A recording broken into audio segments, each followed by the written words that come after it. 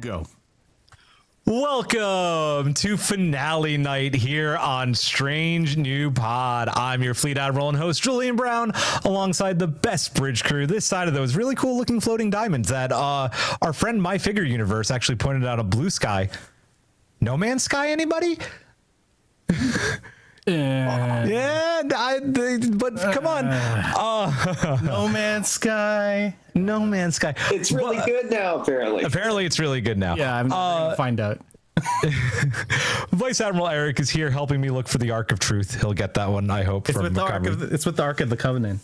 No, the Ark of Truth. I know. Oh, okay. All right. It's with the Ark of... I was gonna talk about Stargate later. Okay, good. Okay, thank you. I hope you picked that one up. Let's. Captain Hawk is here wondering what to do with his transporter pattern. And Praetor Giraffe is here for the costumes, and horny as fuck Jim Kirk. Always. Welcome back, guys. How we doing? Good. It's school is back in session, so I'm eating during the pod. As it is. I'm gonna get real for a second. I try not to do this on the show.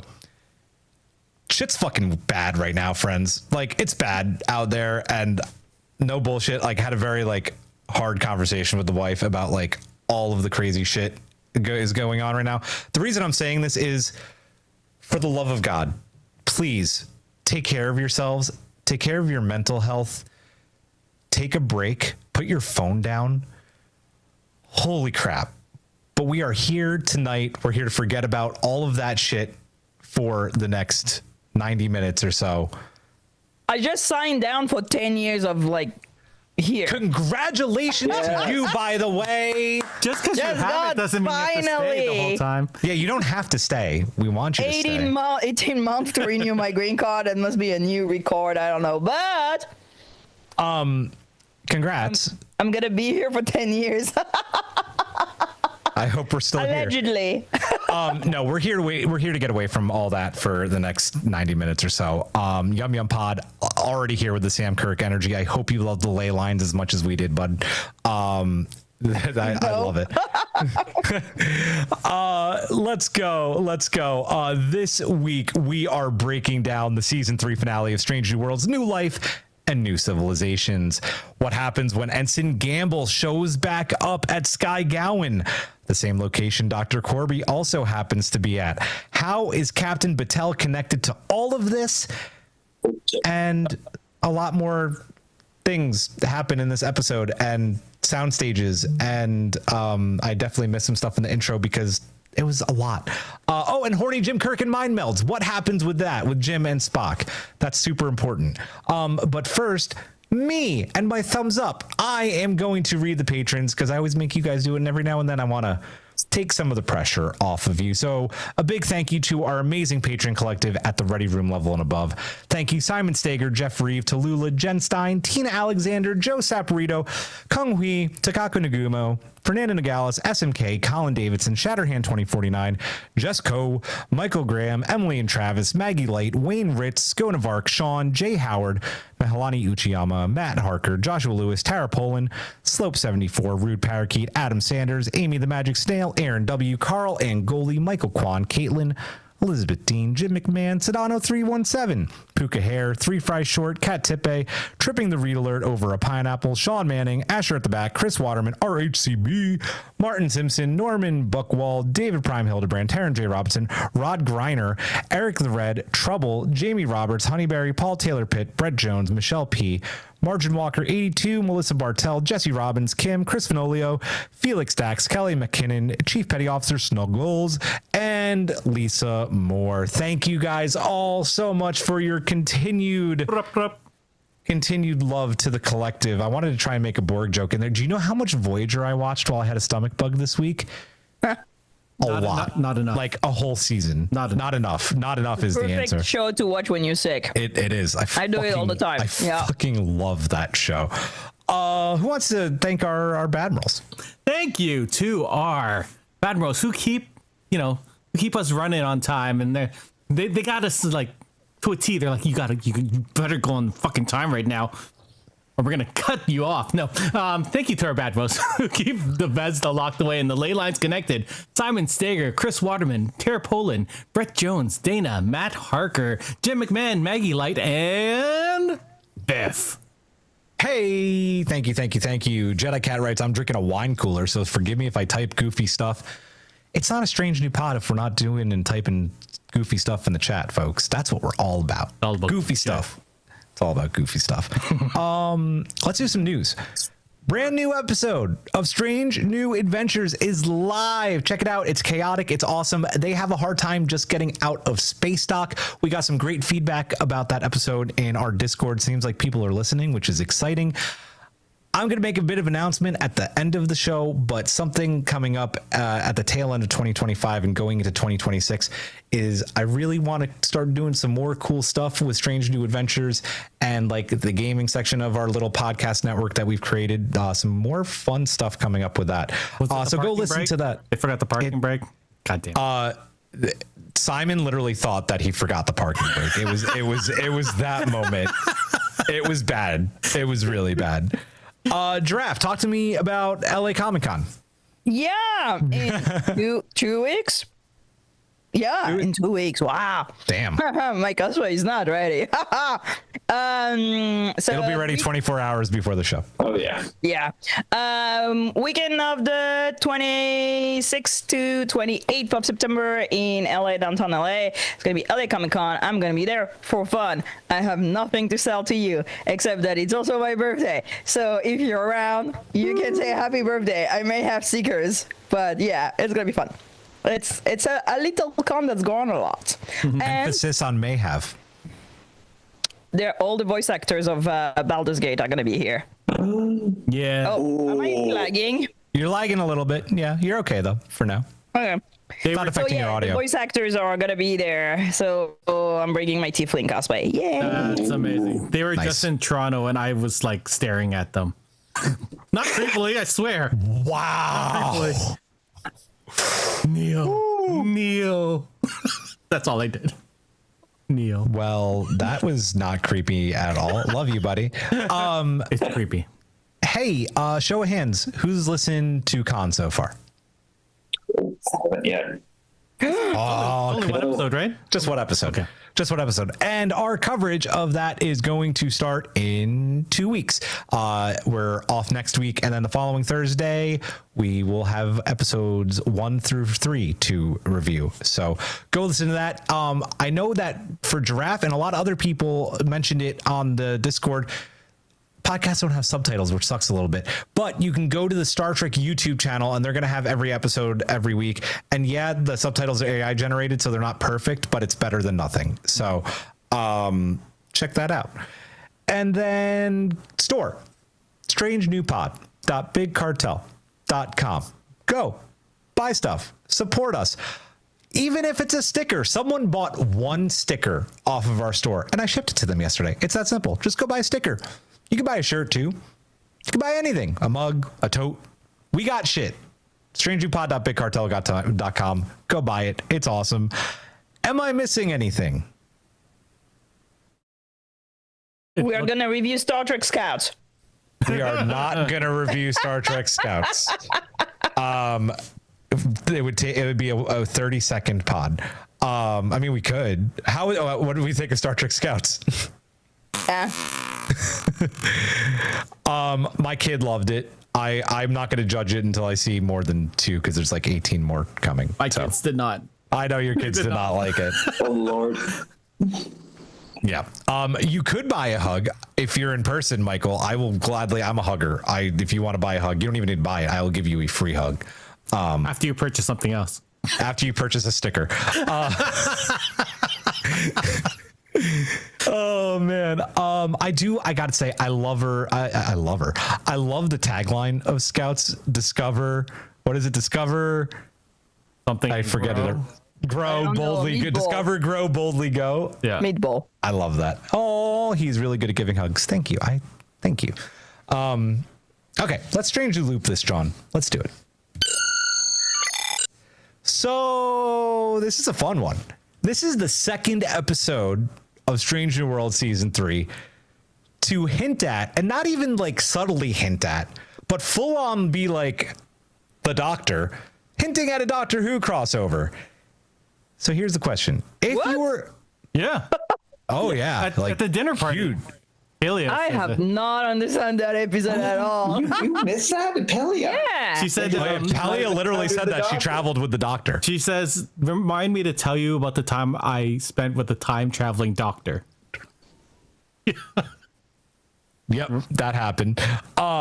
So my original question, but I'm actually going to expand it a bit because I think that makes it a little bit more interesting. If you were to introduce the Doctor, and I want which Doctor you would introduce, I originally wrote Strange New Worlds, I'm going to say to Star Trek, how would you do it? How would you do it? And which Doctor? Go ahead, Giraffe.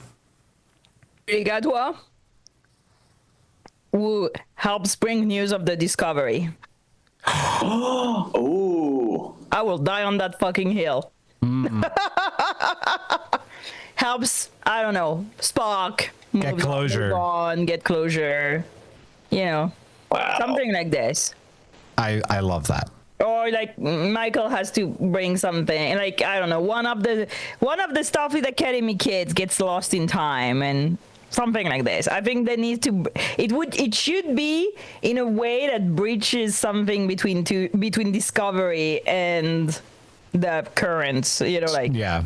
24th century or in 32nd or like 22nd and 32nd, something like that. Oh, I like that. Very nice. Good one. It has to be Shuri Gatwa though.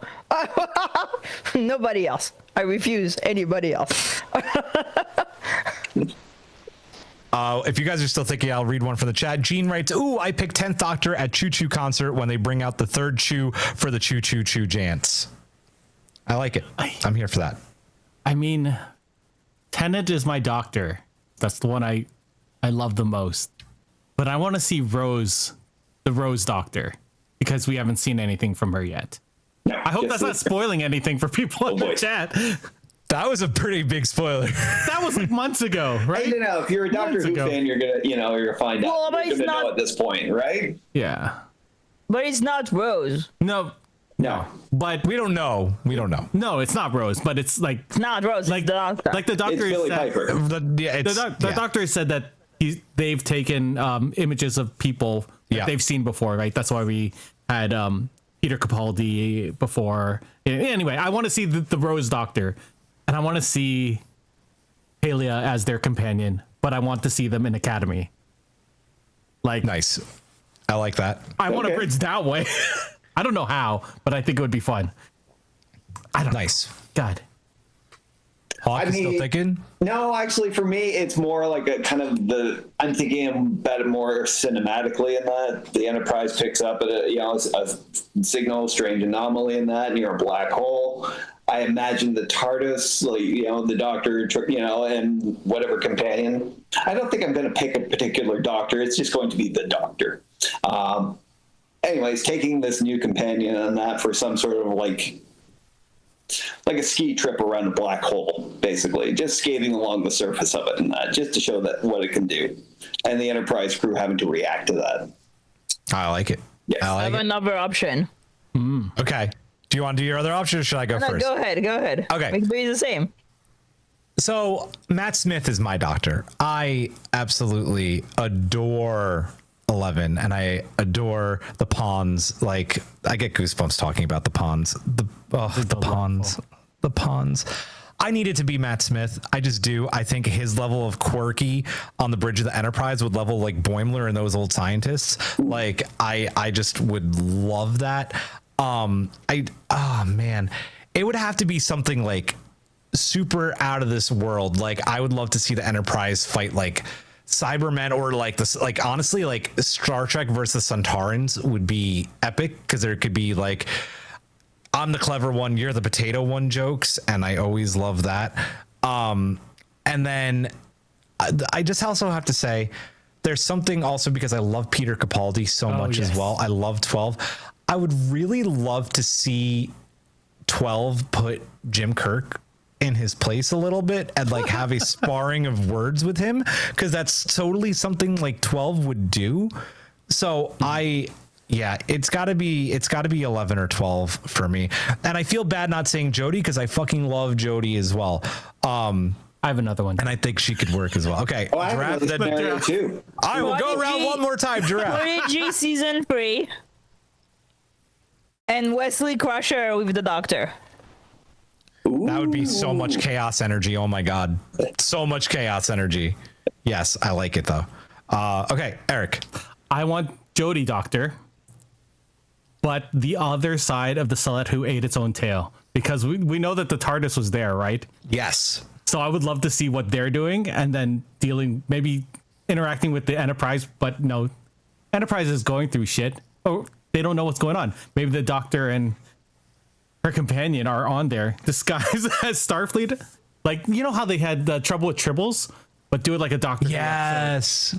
Oh, it would actually be really cool if this crossover that it seems like we're gonna get at this point would be like that, like Salat from their point of view. Like that would actually be really cool. Like, why was the TARDIS there, right? Because it wasn't an Easter egg. It was there the entire episode. It wasn't like a one and done. So it's like it's setting something up. Hawk, you had another. Yeah, this is an easy one, but the Doctor versus Q. Yeah, could be great. Yeah, exactly. I mean, we know the Doctor has taken on like, godlike beings before, beings from other dimensions and that. So like naturally, the Doctor would be fascinated by Q, and we actually might learn a bit more about them because, the Doctor is great at exploring like the origins of species. It would have to be Eccleston because he wouldn't put up with Q's shit. I think Tennant for this one, actually, personally. Really?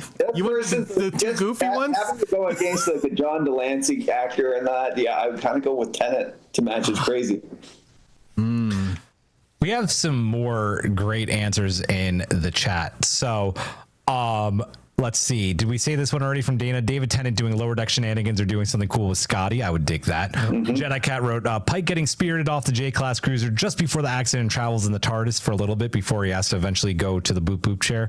I want to know if any of the Doctors have met Gary, Seven, or Wesley. All of what Giraffe said. Yeah, for sure. DS9 and the Doctor turns out to be Jeffrey Combs. Ooh. Yeah. Let's see. Are there more? I want Tennant to visit DS9 just to show off the original Quarks and the shenanigans ensue. That would be great. Matt Smith Doctor does meet the TNG crew in the comics. I think we were going to review that at one point. There's so many. I'm not going to go through absolutely all of these. Palia and Capaldi would be fun though. Picard battling the Master. So many good ones. Can't wait because it doesn't seem like it's Easter eggs anymore. It's like going to be season 4 or 5. We're going to get this. Crossover time. Cool. Anything else? Good. Let's get into our review of the season 3 finale, New Life and New Civilizations of Strange New Worlds. Our order tonight will go Eric, Giraffe, Hawk, followed by myself. Hawk, you are behind Giraffe tonight. Sorry. Okay. Why am I being attacked? I didn't say anything. You're getting attacked because Hawk's always like, I don't know what to say after you go. It's true. It's true. She makes a lot of great points. So. She does. It's true. Yeah. It's true. Cool beats. Let's do this. So we've been talking. Giraffe wasn't here for this, but we'll have another conversation. So we were talking. People seem to like that all 5 hosts were here last week. Got some good feedback about that. And we're also talking about sometimes like when you have a 50-minute episode and you try and do like every single talking point from every single bit of the episode, it could be a lot. So we're going back again tonight to old school S&P. We're going to do initial thoughts, and then we have like 5 or so talking points. Then we're going to be done. Do some mailbag, get out of here, take a week off. It's going to be great. So initial thoughts on the season 3 finale of Strange New Worlds. Eric. It was a very melancholy episode. Like by the end, I felt sad for everyone. Mostly, I didn't feel, happy for where things were going. I mean, it's exciting that we're going to see Strange New Worlds in the next season, apparently because of the map. But I was mostly sad at the end. And it's sad at the end. It's super sad at the end. Yeah. Jeff. I was mostly confused. And I don't think it's a great finale. I felt like it was the end of the series, and that we're never gonna see now that you them say ever that, again. yeah, I'm like, So it's over. Yeah. The vibe was off for The vibe was for a season finale. Yep. Meh. Fair. Hawk. Yeah. This was not a great season finale. Definitely the worst season finale of the series so far. I think both their season 1, season 2 finales rocked. It was actually something I was looking forward to, was the season finale, because they really did hammer it home, like in the first 2 seasons. This one, it felt like way too much closure and just tying off like a lot of plot lines. I found that they kind of just like got through the explanation and science of whatever was behind what was going on with such rapidity and warp speed. I just had no idea what it all meant. I found some characters misplaced or misused or underused, and there was again. I think the ending. Definitely sad. Like, going through it, and that I had a few like kind of nostalgic moments thinking about it. But I mean, that part was great, but everything else just felt so rushed. I still don't know what happened. Yeah. Jesse wrote the episode needs an hour and a half at least. Yeah. So it's funny how this episode, because we draft after the pod last week, was like, okay, I'm going to go watch the finale right now. And we're like, oh, okay. She's like, is it good? And Eric and I had to like pause for a second and be like, the finale. Oh, the finale. They did not remember how the episode was ending. They were like, oh, I don't remember how it ends. What I remembered was this was the first screener of a finale that I didn't rewatch multiple times. Like, I was just like, oh, okay, it's done. Again, finale of season 1 was quality. And season 2 is hegemony. Hegemony, yeah. So here's the deal. I thought it was a good episode. I liked it, but I wrote this in my blue sky and my threads. It didn't have any oomph. It had no oomph, and it needed oomph. The biggest problem with this episode is that they introduced the Vesda in episode 5. Don't talk about them a single time again, and then wrap up the entire arc in the season finale. There's no room to have any stakes, and there's no room to have any I don't want to say care, because I do care by the end of everything that happens, but any okay. So it was just oomph, and unfortunately, it's like when we go back all the way to Lower Decks season 5 in the finale, it's like I would have loved more oomph from the Lower Decks finale either, because there's so many other great Lower Decks finales, and their series finale felt like a letdown. And then if you're going from Quality of Mercy and Hegemony, you have to knock 3 completely out of the park. And it just didn't feel like a finale. This feels like an episode 6 or an episode 7. And it's just, and again, I liked it. But when Giraffe was asking, am I going to like this? I couldn't give an answer because I kind of forgot. And go ahead. Yeah. Sorry, it's funny that you said the Vesna don't have oomph, because I thought the same thing. Because it's like watching a Ghostbusters movie without having the ghosts before, and then there's just Zool at the end. And you're like, okay, what the fuck is this? Yeah. Yeah. I like that parallel. I really like it. Yeah. There's a lot to like about this episode, in my opinion. Like the Sky Gowan, at least the visual from above, is really cool. The concept of what they would start there, if they gave us a few more episodes, I think had a lot of potential. The moments with Jim and stuff that we're going to talk about are great. There's some big emotional moments that we're going to get to. So I'm just gonna beat the dead horse here. Quality of Mercy, we don't stop really talking about how good that episode is. I get to a point where it's like, okay, they don't want to do a cliffhanger after what happened with the strike, because who the fuck knows what's gonna happen. So I don't fault them for not giving us a cliffhanger, but they still could have given us something more exciting, because like Eric said, at the end of the day, it was so melancholy, and like Pike is in such a bad place by this end of this. I was like, oh man, like I don't drink anymore. It's like I need to go do a shot or two, you know, like so, you know, it was good, it was fine, but it needed oomph, and there wasn't a lot of oomph. Let's talk about the cold open, which I think was actually some fun. So what do we think about Battel's going away party? Battel's going to get promoted to Admiral. She's going to go take over Starfleet JAG. You know, Scotty doing the dress uniform gag from season 1 that Uhura does was a nice touch. Pelia saying that she's literally traveled with the fucking doctor. Hawk, Eric, what did you think about the cold open? I mean, Pelia and the doctor make so much sense. Right? It makes sense. As soon as she said it, I was like, yeah, of course she was a companion. Of course she was. And I mean, she's so eccentric. Maybe the TARDIS is just sitting in her room. Right? Oh my God. I wouldn't be That surprised. warehouse she's got. Maybe she has one of those time bands that John Barrowman had. I can't remember his Captain Jack. Captain Jack Harkness. I loved it. I thought that made me giggle when I saw it. And I'm glad that subtitles, because I thought I saw it the first time, but I definitely saw it when I read it. The Scotty dress uniform was so funny. It was so good. I love that he had the kilt and everything.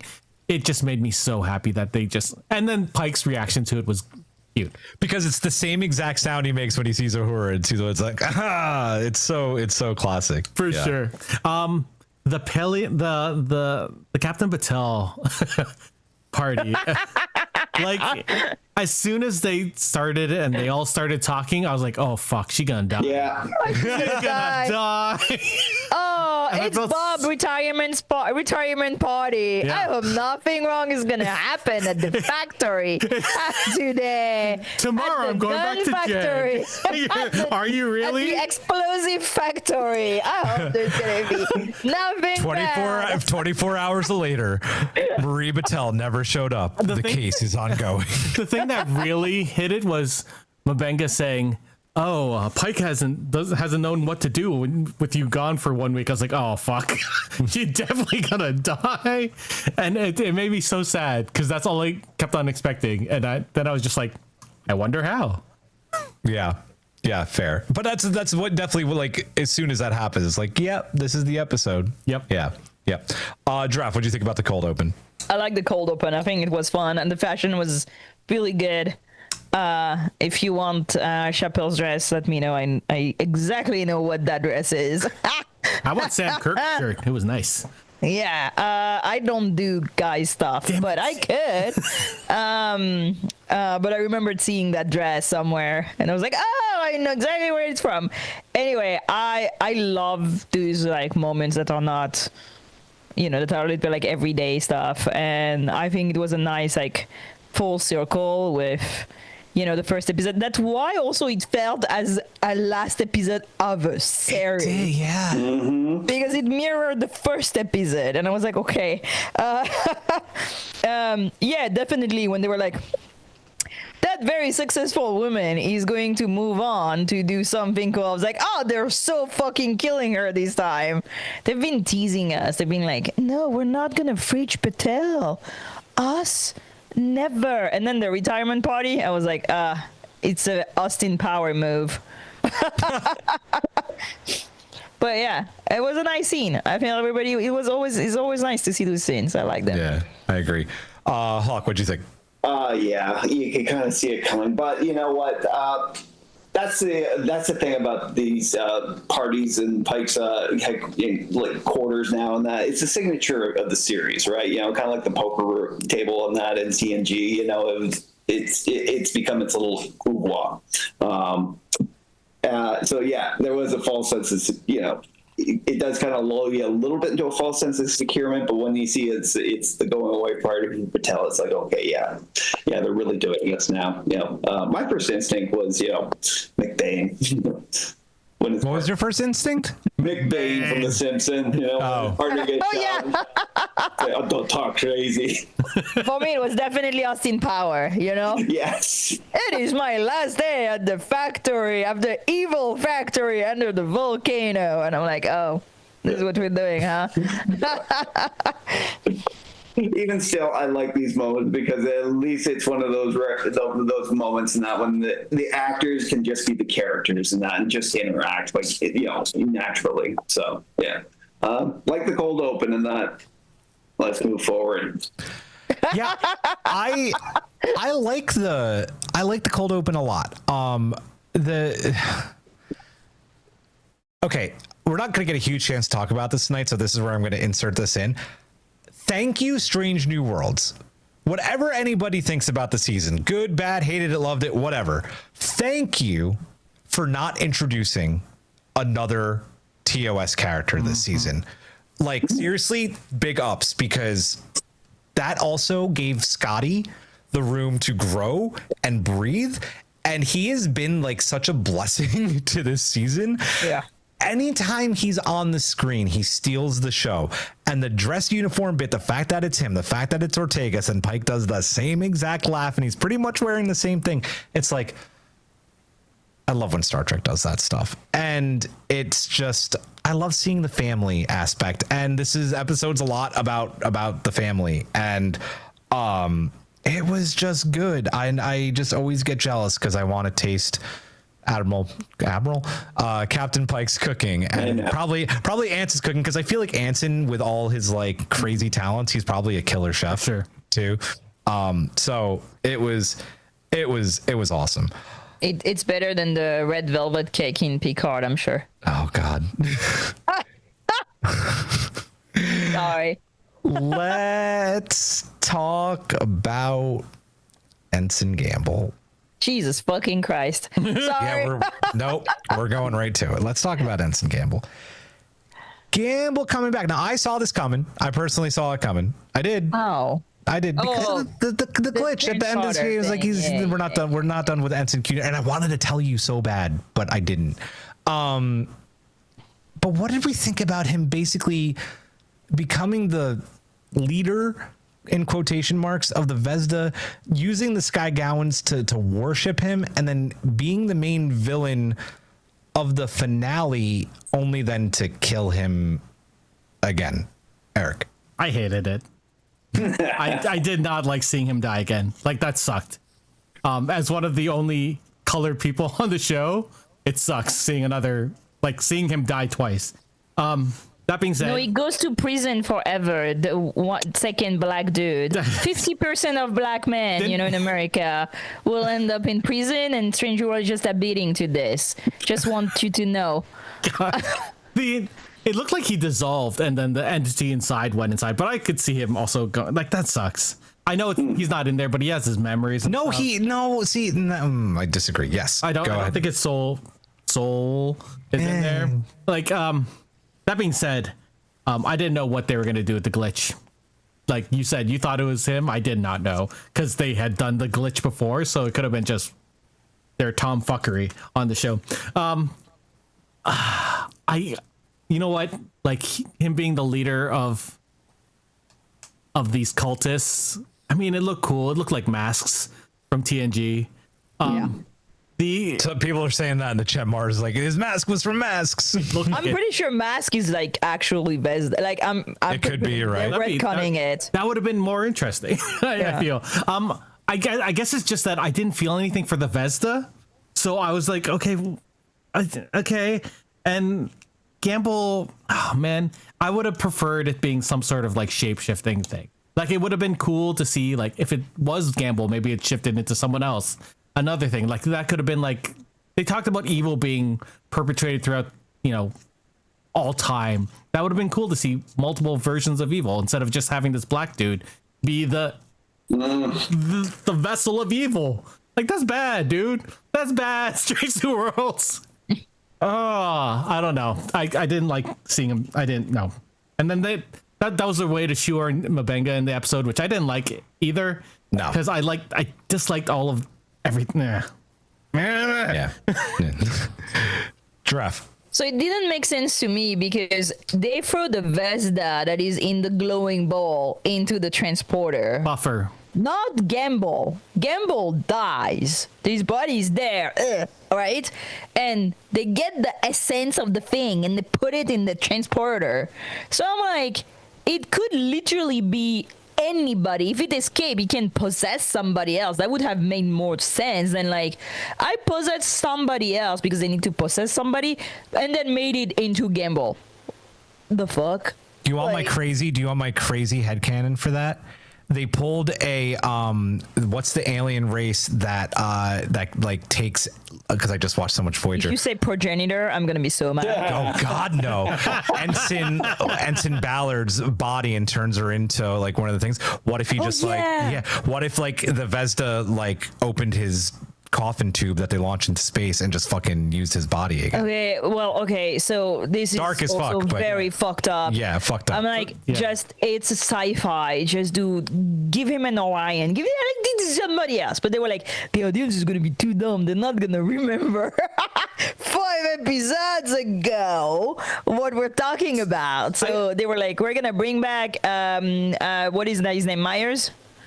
And good for him. Get that money. Get that SAG-AFTRA union work.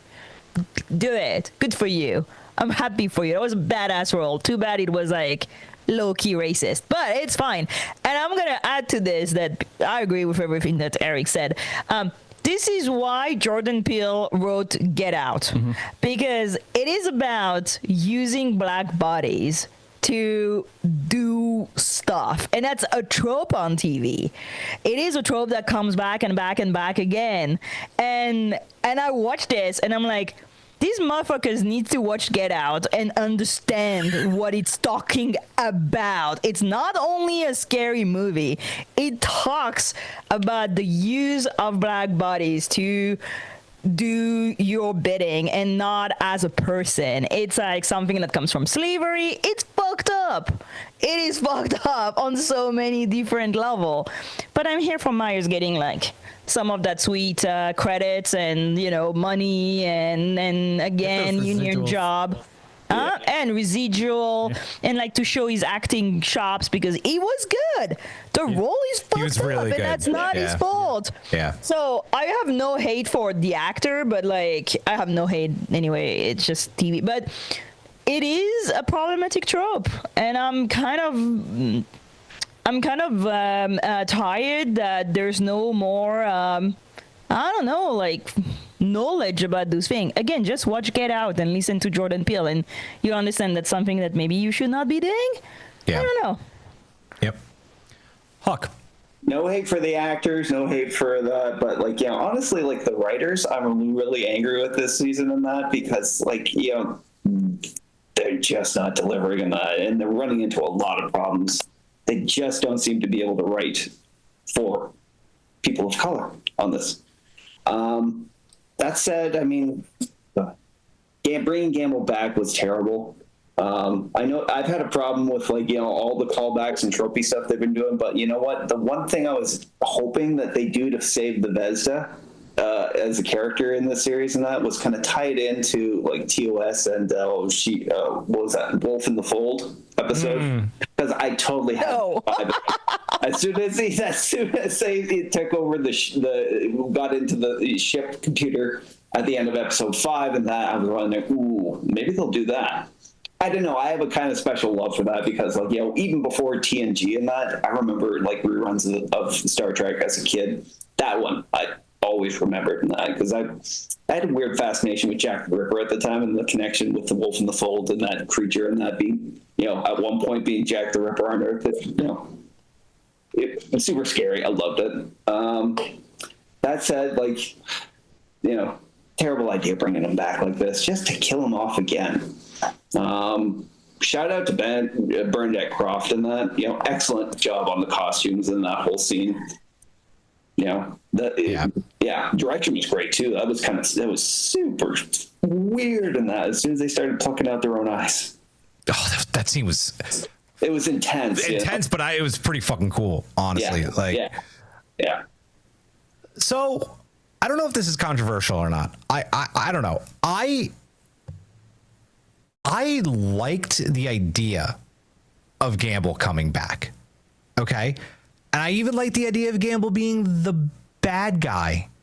But one thing that happened in this episode, which fucking sucks, is that we see him die all over again. What would have been really fucking cool is in this battle of good versus evil, and like him even, this is what kills me about this. He literally says, I still have all of Gamble's memories, which makes me think his soul still is in that body, that this is Gamble. So you like Eric said, you shoehorn Mbenga in to have this basically nothing with him. It's really pointless. But like this could have been a huge moment to how they bring Gamble back. They could have so easily brought Gamble back and had Battel still go through everything that she goes through and become the Guardian and rip the fucking Vesda out of Gamble, and he gets to join the crew again. It's an easy fix, and it just doesn't make any sense to me that they didn't go that route, because the episode concept was cool, of like the mask, the costume, the fucking creepy ass scene in the square, which by the way was totally the same soundstage as Stargate: The Ark of Truth. It wasn't, but it looked exactly like it. That's true. Yeah. Yeah, like it's a cool story. Like it works. And yeah, Giraffe, we talked so much about this in episode 5 and like killing the black guy in Jurassic Park. Like it fucking sucks, but I think they could have gotten away with it and done it really well and still done this episode the way they wanted to do the episode, and also bring him back. Could you? It just, yeah, go ahead, please. Could you imagine if Battel, being the Ghostbuster of this episode, pulled out this demon from Gamble, and then she sacrificed herself, right, to do that, and then he has not only the memory of himself, but the memories of the evil thing that and the memories of Battel sacrificing himself and being on the Enterprise with Pike. Like that would have been such a cool story. Yeah, but that would made him into an interesting and central characters, and we can't have that. But it just kills me because, like, listen, I been paid? I think I have been paid to write, not a lot, but I think I have been paid to write. I don't write these episodes. I don't work for TV. I don't work for film. But at the risk of sounding snobbish, this seems so obvious. It just seems like such the obvious choice for this episode for them not to do it. I really hate saying bad things about writers as a writer myself. It just seems like such an obvious choice and such a massive missed opportunity, because Gamble is such a great character, and people will say, oh, well, eventually they've got to get to Jim Kirk's crew. They've got to do this. There's no room for new people. Bullshit. He's a nurse. He could be there. Like, he can go. I love Gamble. And it's just, the whole concept was so cool until he fucking died again. And that makes me really sad. And also, I think it comes back to like the same thing than Hammer, is that they don't understand who we're gonna like. And they're like, oh, we're going to kill that secondary. Like, we've put somebody here to be the body, basically, and we're going to kill them off. So there's some tension. But people are like, we really like Hammer. We really like Gamble. And they're like, fuck. And that's also the problem, like, of like writing things too fast and like producing things so fast that there is no feedback. I think that Discovery, when they killed Hugh, went back on them real fast because of the feedback of the fans, and that would have been so. Yeah. We can't have anything nice, Julian. No, and listen, like, I never have a problem with killing characters if it adds to the story, and it adds to the story in a smart and compelling way. But the Vesda could have left his body and died, and Gamble could. It's just so simple. It's just so simple. So, man, and I think that's where this could have actually made this like an epic episode, where this could have been a big finale. We get that big return that maybe people weren't expecting.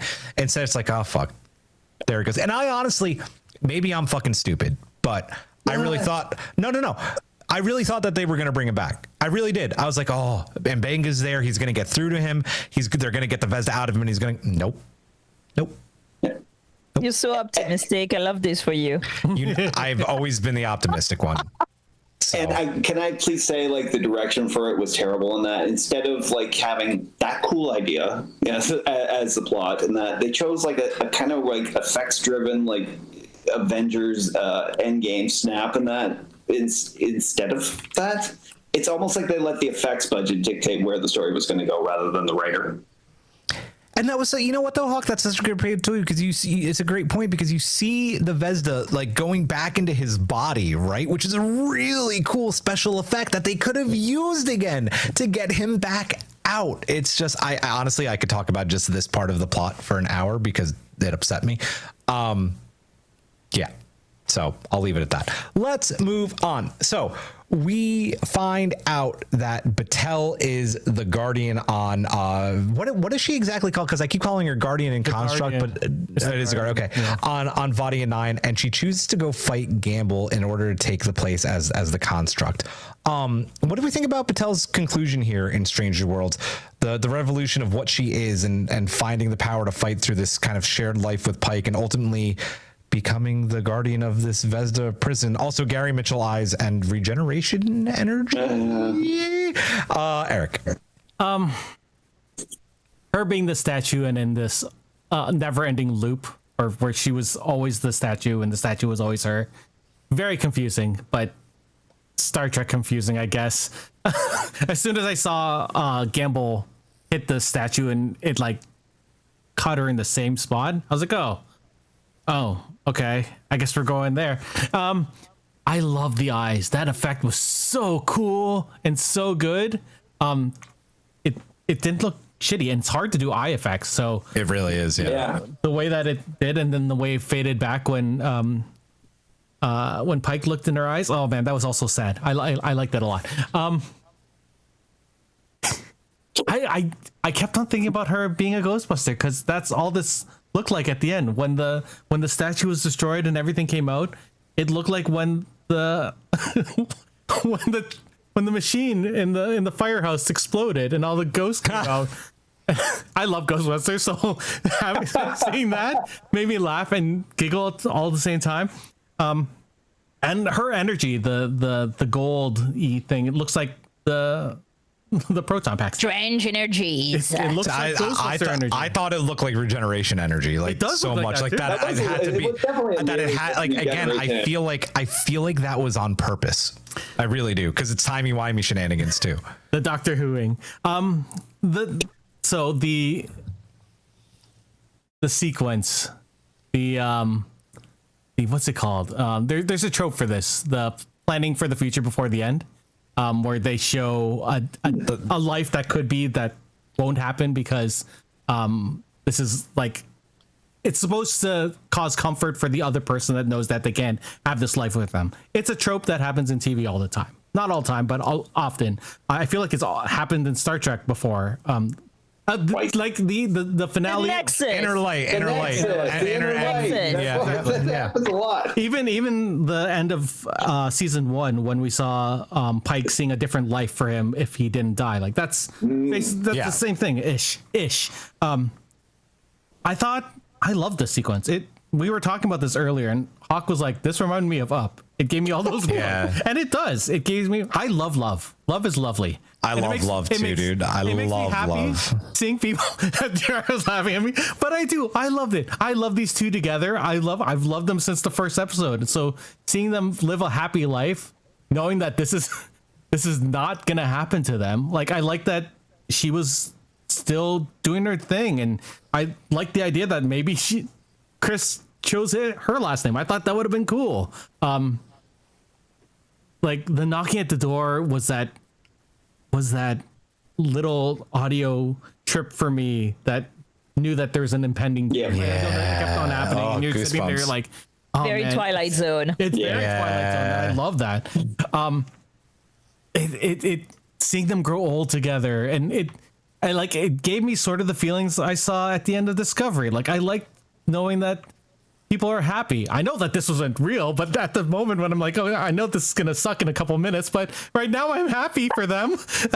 And that's all I was thinking. I was like, oh look, they have a kid, and like when you're it reminds me of when, like, before me and Meg got married, and we were thinking about like having kids, and we were like, what would it be like? Like that's it's sort of like that. Oh my god, I'm getting like weepy and stupid. Dude, I know. And is your wife also locked in the kitchen for eternity, or can she go out? But she wasn't. She can go out. She wasn't locked in the kitchen. She was though. also she captain, wasn't locked right? in. Yeah, They kept on talking about her job. They can't literally open the nothing door. The implied. black guy is outside to get her. Oh, What are come you talking on. about? I mean, it would have been neater if we saw them go through like multiple places, and I don't know why they didn't do that, because they didn't have to be just in the room. I did think that was a missed opportunity. TV budget and length. They have a giant screen. They can make anything true. they want.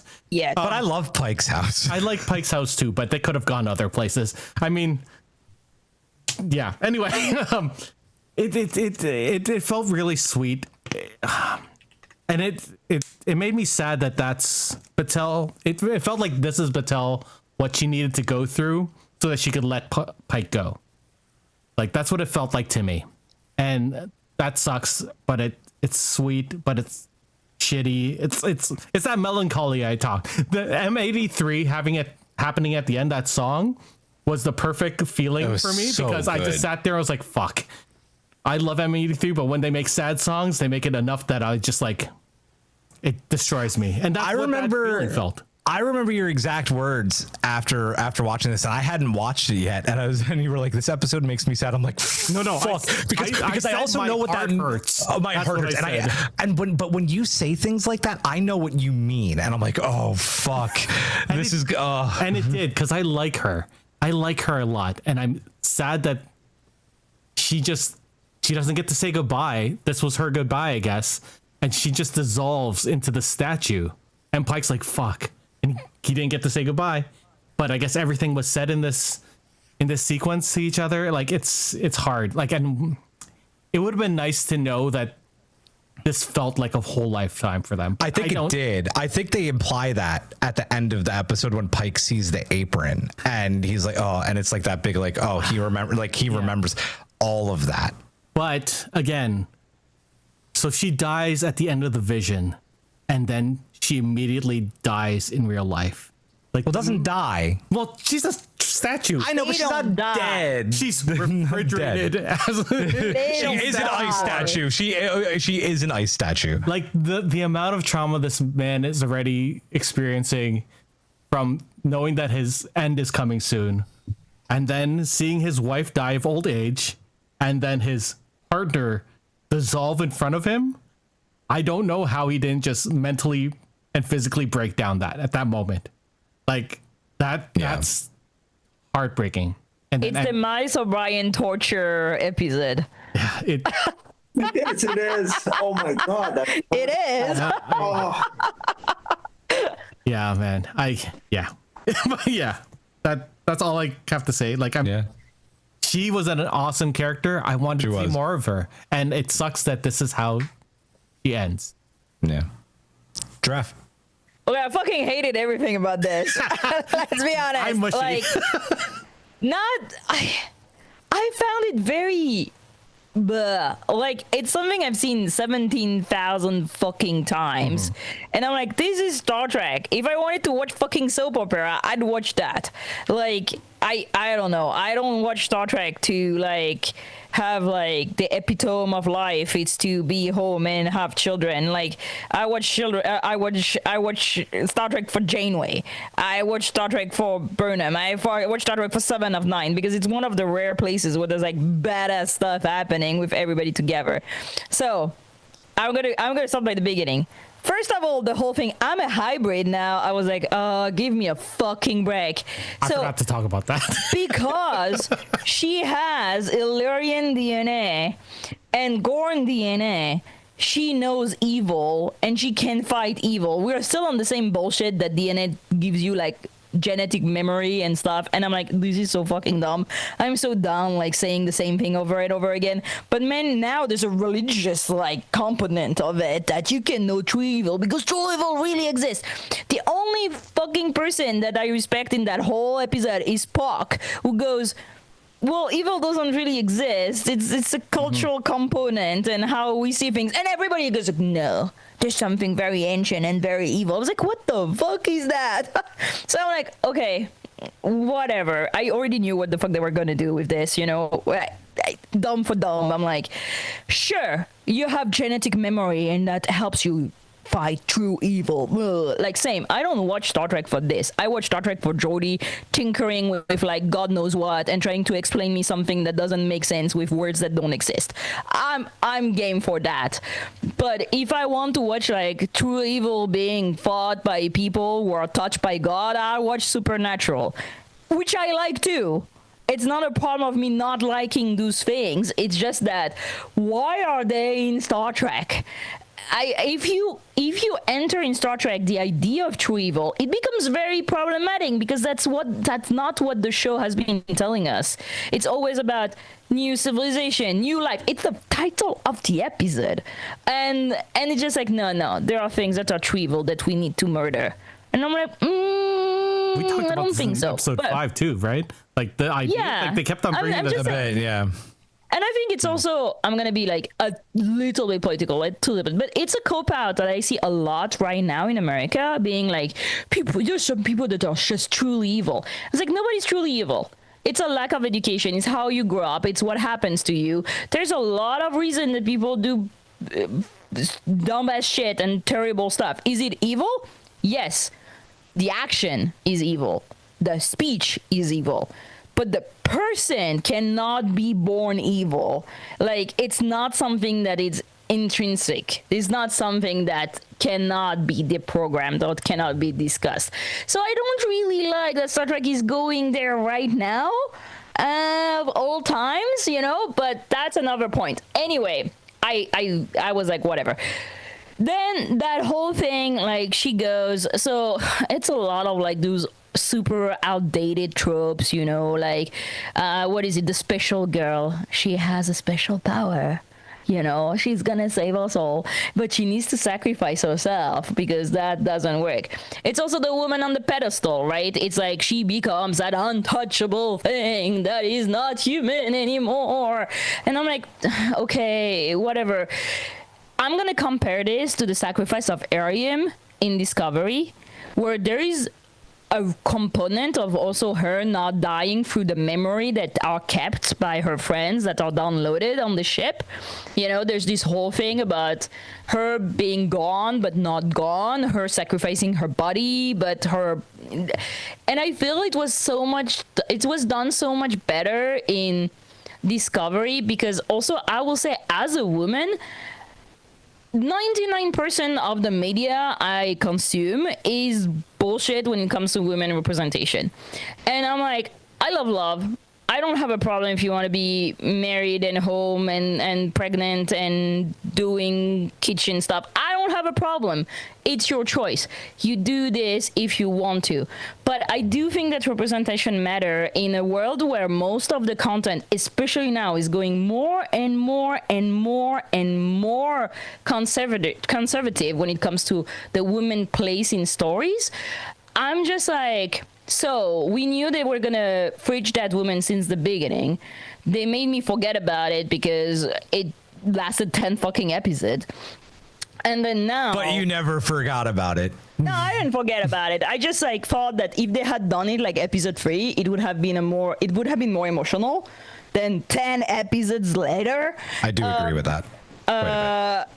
But then, so there is this thing, like she is going to be a Jag. Like, do you know how much dedicated and passionate you have to be for you to become a captain, a JAG officer, to do all that? It's like a dedication of your life. Like, it's not, you know, your 9 to 5. It's years of study. It's passion. It's dedication. And that's Battel. And then the moment she's gonna die, she chooses to leave that life for Pike, only for her, for him to be okay with her dying. There's a lot of things where I'm just like, as a woman, I know that's what everybody wants me to do, but that's not what I want to do. And I know that it's also the idea that is regarded as noble, you know, as self accomplishment as, see, she just wanted a simple life. It's giving like It's a Wonderful Life when the bad story is actually the best one with the woman. She has all her friends and she's a librarian and she's having a badass life, but that's the bad story. The good story is her being married with kids. And I'm just like, ugh. It's okay to be married with kids. I don't have a problem with that. But the problem is that all the TV is giving us is already this. And Star Trek is also an island for a lot of women to have something that beats the narrative. And I've been saying that over and over again. I know those tropes exist, and you can find so many series beating to these things, but I always expect Star Trek to kind of beat the narrative, you know, and kind of offer an alternative to life to women who maybe are not straight. God forbid there are no straight women in Strange New World. Everybody's super straight. You know, that women that maybe, want to be a fucking JAG officer and not raise babies, you know, be stuck in the kitchen. And I feel like there were ways to show Battel's dream life in a way that made sense for somebody that had such a career and not just negate everything that she is to be able to please Pike. I feel it's also a little bit insulting to Pike and to men in general, is that the whole perfect life that you want to for your woman is basically to just be with you and have children. I'm like, nothing else? Like, you don't want my self-accomplishment? Like, that's not important? We won't talk about the daughter that gets engaged. That's basically what she does. She plays with the dog and then she gets engaged. That's the whole point of the daughter. And the Daystrom Institute. And Daystrom. Daystrom Institute. But we're here. We don't see her at the Daystrom. But we don't see her at Daystrom. Can't We don't leave the fucking room. see her doing badass stuff at the Daystrom Institute.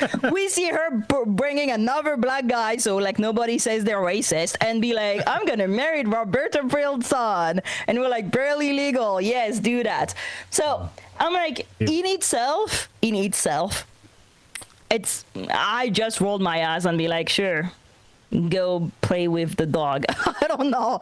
Like, I'm like, I don't I have a question for you. recognize. I feel it's very rewarding for men, for straight men who watch this. Like, you guys really loved it because that's kind of like that sweet feeling of like, I go home and the turkey is in the oven, and That's not at all. That's not at all why I love this at all. But Like, not at all. as a woman, I'm just like, God, if I am at the position where I know that I'm going to spend eternity in a prison and I have one shot of living my dream life, this is not going to be about a guy. It's going to be about me. And the thing is that TV over and over and over and over and over and over and over and over and over and over again show you that. And I'm just disappointed that that's what I got. I'm like, I'm not surprised, but I'm just like, oh, for sure. That's what she wants in life. Because that's all what we're supposed to be wanting. And that's all that we get asked about. And that's all that TV wants us to do too. And then, well, she opens the door and the black guy is here, so you need to hide your kids and hide your wife. And he doesn't hide his wife because she's dying finally in bed and she becomes a statue. And I'm just like, what? So, honestly, I just think it was like very, I don't know, old TV. I would have expected, I don't know, TNG to do, not even TNG, honestly. Like, it's very turnabout intruder kind of bullshit. And I'm just like, it's just not it's not beating the narrative. It's, again, something you can see in every other TV show. So we did what everybody else did. And I'm like, okay, then. I'm glad I grew up watching Janeway. I'm sad for everybody that grows up watching Battel. I hope other people get, like, girls get inspiration in Starfleet Academy to go do badass stuff before they die in a prison for eternity. I'm sad for Battel, honestly. That was a cool character that they kind of butcher at the end, and yeah. And then she gets abandoned there because she's not dead. She's like there in stasis, but they're all like, she's remembered, so it's fine. Like the Gorn, they live in her heart. I swear to God, if any of you motherfuckers abandon me in a prison, for quantum gods. We're going to prison together, remember? And not try to get me out of there, I will haunt every single one of you. I'll make sure you're dissolved into a statue. Eric, you gotta... At least get me killed. I don't want to be like in a quantum prison for all eternity, and everybody be like, thoughts and prayer. She was My nice. color's weird. Thank you. I did have a question for you, Jeff, because this is what I thought during this sequence. So episode 8, there was a whole plot about Battel really pushing to get back to Jag, and it feels like that was for nothing now, right? Like, Again, the whole point of Battel having anything else to do since hegemony was just like fucking discussion. Since she lost the Saratoga, she's been doing nothing. They've been talking about it forever to give her like, no, we know she's a captain. She's like somebody important. She does things. She's smart. Just because they didn't want to fridge her right away. Let's be honest. It's just like it was never going anywhere. We saw her in Ad Astra per Aspera, and she was fucking cool. And then they were like, JK, it's just gonna be like dialogues about this. And I'm like, show, don't tell. Again and again and again. Okay. Show me Battel doing cool stuff. I was expecting like more of a badass fight also. Could have been cool. she turned her palms, Yes. and then the proton beams came out. The regeneration beams came out. The regeneration beams. Yeah. Anyway, meh. Short story long, long story short, meh. Fuck. I have to follow that. Yeah, what do you I'm think? kidding. I agree a lot with what you're saying.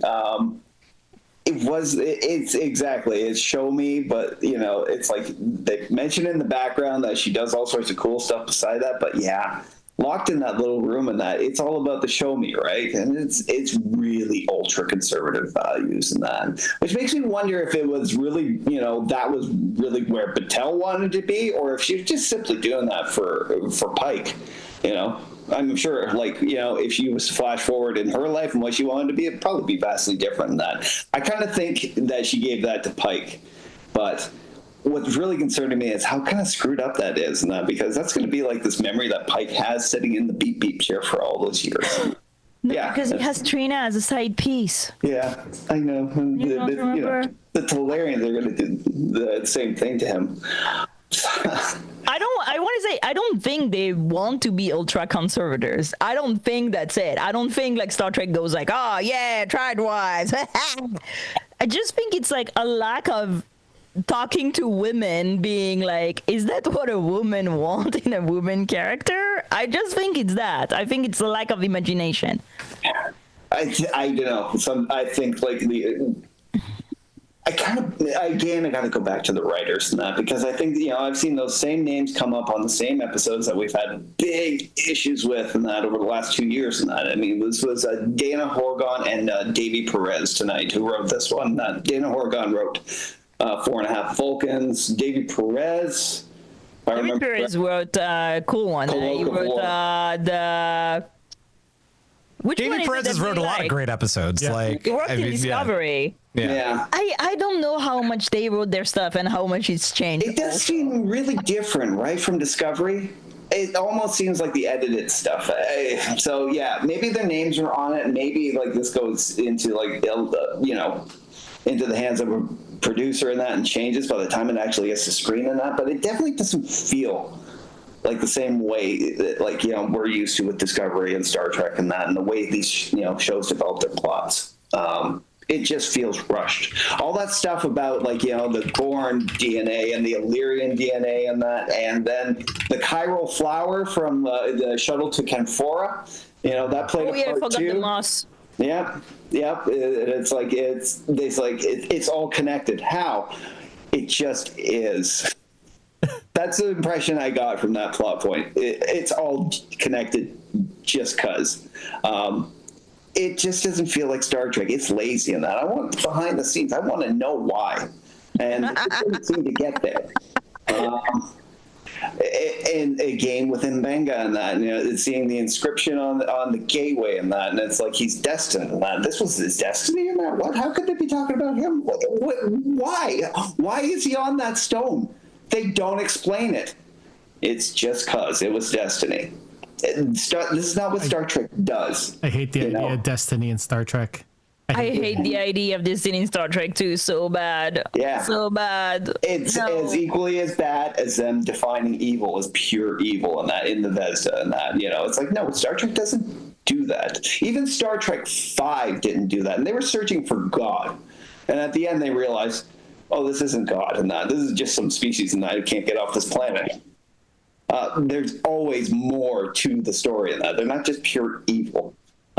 That's a lazy plot device. And again, I repeat, it's not Star Trek does best. Yeah. And as for Battel and her fate, I mean, like, I guess it's one thing, in Star Trek, bridging a character like this was destined. Because everybody saw it, everybody told me it was coming. And I thought after saving her in episode 1, it's like, wow, okay, maybe there's more to her story in that. I'd love to see that, but no, she's a statue now.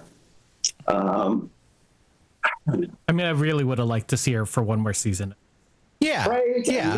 If anything, let's die in a ship battle in that, commanding something like that, or leading some sort of a new unification project or something with another species in that from the JAG office. That would have been awesome to see for the season 4. But I don't know. There are limited in 10 episodes in that, and what they've chosen to do with them just never left enough room for anything to give her more background and character and missions and interaction with the other crew. Again, all due deference to the actors and that, they just work with what they got, Get that money. Yeah, get that money, right? And get that credit, everything. You're part of Star Trek lore now, better or worse. And I like what the chat is saying, is that it's Spike's dream because Spike in the cage and in the menagerie has this uber conservative dreams. Yeah. And it's weird because and I'm like, okay, chat, I accept way more than everything I've watched. I'm like, yeah, he has this conservative dream of how he wants to live his life, and that's his dream that she lets him have. Okay, that I'll accept, but I don't think it was clear enough.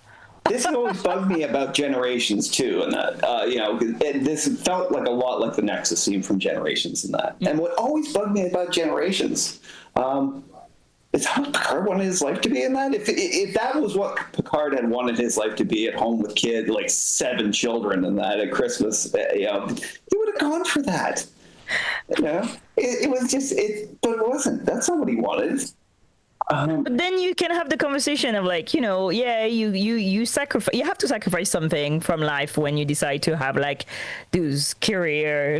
Be a starship captain or be an academic or all that. It comes with some sacrifice, and then having the option. If I had the option to keep my life and see what up if I become a stay-at-home wife with kids, I just to see. I'd do it to see, but I like my choices better because I made them, right? But I just don't think it was clear enough. Mm-hmm. Yeah, it was confusing all around, and I'm just going to put it down to bad writing. I don't know if it was on the part of the actual writers or the producers, when they got a hold of it and say, no, we want to streamline this and be a bit more on that. This is what the audience wants. Maybe it's the algorithm who's dictating to them. I don't know. The algorithm. The algorithm. Oh. That do you ever watch Barry? Yes. Yeah, you remember? It's if there's one thing I've learned in all my years in the industry, it's that we don't know anything except for the algorithm. Sorry, the podcast is just hawking me now. Yeah. I was talking. God damn. Nobody knows anything except for the algorithm. They did that in the studio too. Yeah. I'm good. I'm just going to first start with what Eric said and say that I absolutely fucking love this. And I'm going to start with some brutal honesty here. I didn't want to talk about this part. because I fucking loved it. And Giraffe, when I saw what you wrote in the screener chat, I was like, huh. I feel like we were watching two completely different episodes. And I watched every single episode of this season with my wife. And as much as I loved you guys and very much value your opinions, which I do, and value the opinions of the collective, the person's opinion that I value the most every single time is my wife. She is my moral compass. She is a hardcore feminist. And tonight, and kind of like this conversation coming up again, I actually, after she got home from back to school night, I was like, I want to sit down with you and I want to talk to you about this again. I want to watch this again and see, like, am I missing something? And we talked about it for a really long time. And we both saw, like, I just, like, don't see where the trad wife trope applies here. It just, it doesn't, in my opinion.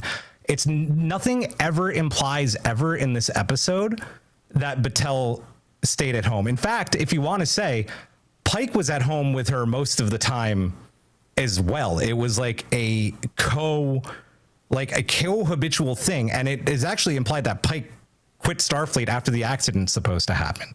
Like, these are two people who both are going to be making major sacrifices in their life. And before that happened, choose to live a life where, yes, it's never hinted that she quit her job and stayed home, where she probably was still the head of JAG. And yes, they had a dog, and yes, they raised a family. She was an admiral at that point. Yeah, she was an admiral at that point. And it was fucking beautiful. It was gorgeous. And it made me fucking cry. It was emotional because I raise kids and I, like, have these conversations with my wife. And, like, I don't know. I loved it. And, like, part of what sucks is, and I felt this way a lot this season, is, like, sometimes, like, these things happen and, like, I feel like, am I being a bad ally for, like, not seeing this? And I'm like, but no, like, this one just really, like, it's just, it doesn't work for me. And I thought it was a gorgeous scene. I thought it was beautiful. And as far as, like, we talked about the trope too, is she literally fridged at the end? Like, yes, she is a fucking ice statue. Yes. Like, yeah.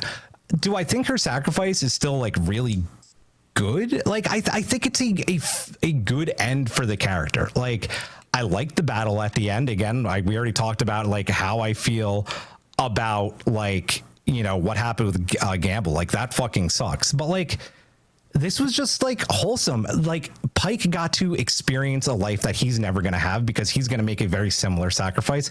And Battel gets to live a life, and she can still be a mom, and he could still be a dad, with both of them still being in Starfleet. And we see it in Star Trek all the time, these powerful people who have families, like, and still do their job. So I thought it was wonderful. I loved it. Yeah. Let's move on to the side plot with Spock and Jim. Mind melding to be able to fire a perfect phaser blast to open the gate on Sky Gowan, deepening their connection in a pretty big way. Thoughts on this, Eric? Okay. I'm going to start this by saying I love Spock and Jim together, but I fucking hate sky beams in, like, coming down to either ruin the day or save the day in movies and TVs. I don't know. It just happens so much that I just don't like sky beams anymore. That being said, I don't understand why the captain of Jim's ship was not talking this whole episode. They're not gonna pay her. She was there at that last sequence, sitting in the chair, right? I think that was a shot from episode 6. Maybe that's true. I didn't think about that. That's brutal. That's brutal. My camera keeps moving, and I don't know why. Yeah, I think it's are you having like a editorial cut or something? There's like AI in my camera. There's like a focus thing that anyway, that's not important. that being said, I love the chemistry between these two. I love them. I think it's cool. The Spurk people are gonna have a fucking field day with this. I thought it was so much fun. I like seeing this, and this makes me hope that they're still gonna do that. I don't want to say year one. I'll just say 5-year mission, because that's a way better title. And like, I like that Kirk is fucking around like with La'an and his like screwing with her about her relationship with Spock. I thought that was really funny at the end. And he has some, qualms, not qualms, but he sort of, is he sad about not being with La'an? Maybe a little bit. But yeah, I don't know. I like these two together. I want to see more. Although we have had a lot of Jim this season for him not being on this ship. That's all. Fair. He's like Kramer popping in the door in Seinfeld. Yeah. He lives there. He should just get his own room. He's there enough. Him not being with Sam enough this season made me sad. though. Like, we got that one shot of them drinking at the end, but I want more of them two together. Yeah. Giraffe, you were here for Horny Kirk. Team Kirk was the only interesting thing of that entire episode. I will die on that hill. Like, Paul Wesley did an excellent job at being a normal fucking human when everybody is acting weird and being like, well, you're all theater kids, so for sure but like those people that just like in real life keep acting like they're like a character in a play. Oh, yeah. I feel that's everybody on the Enterprise except Jim Kirk.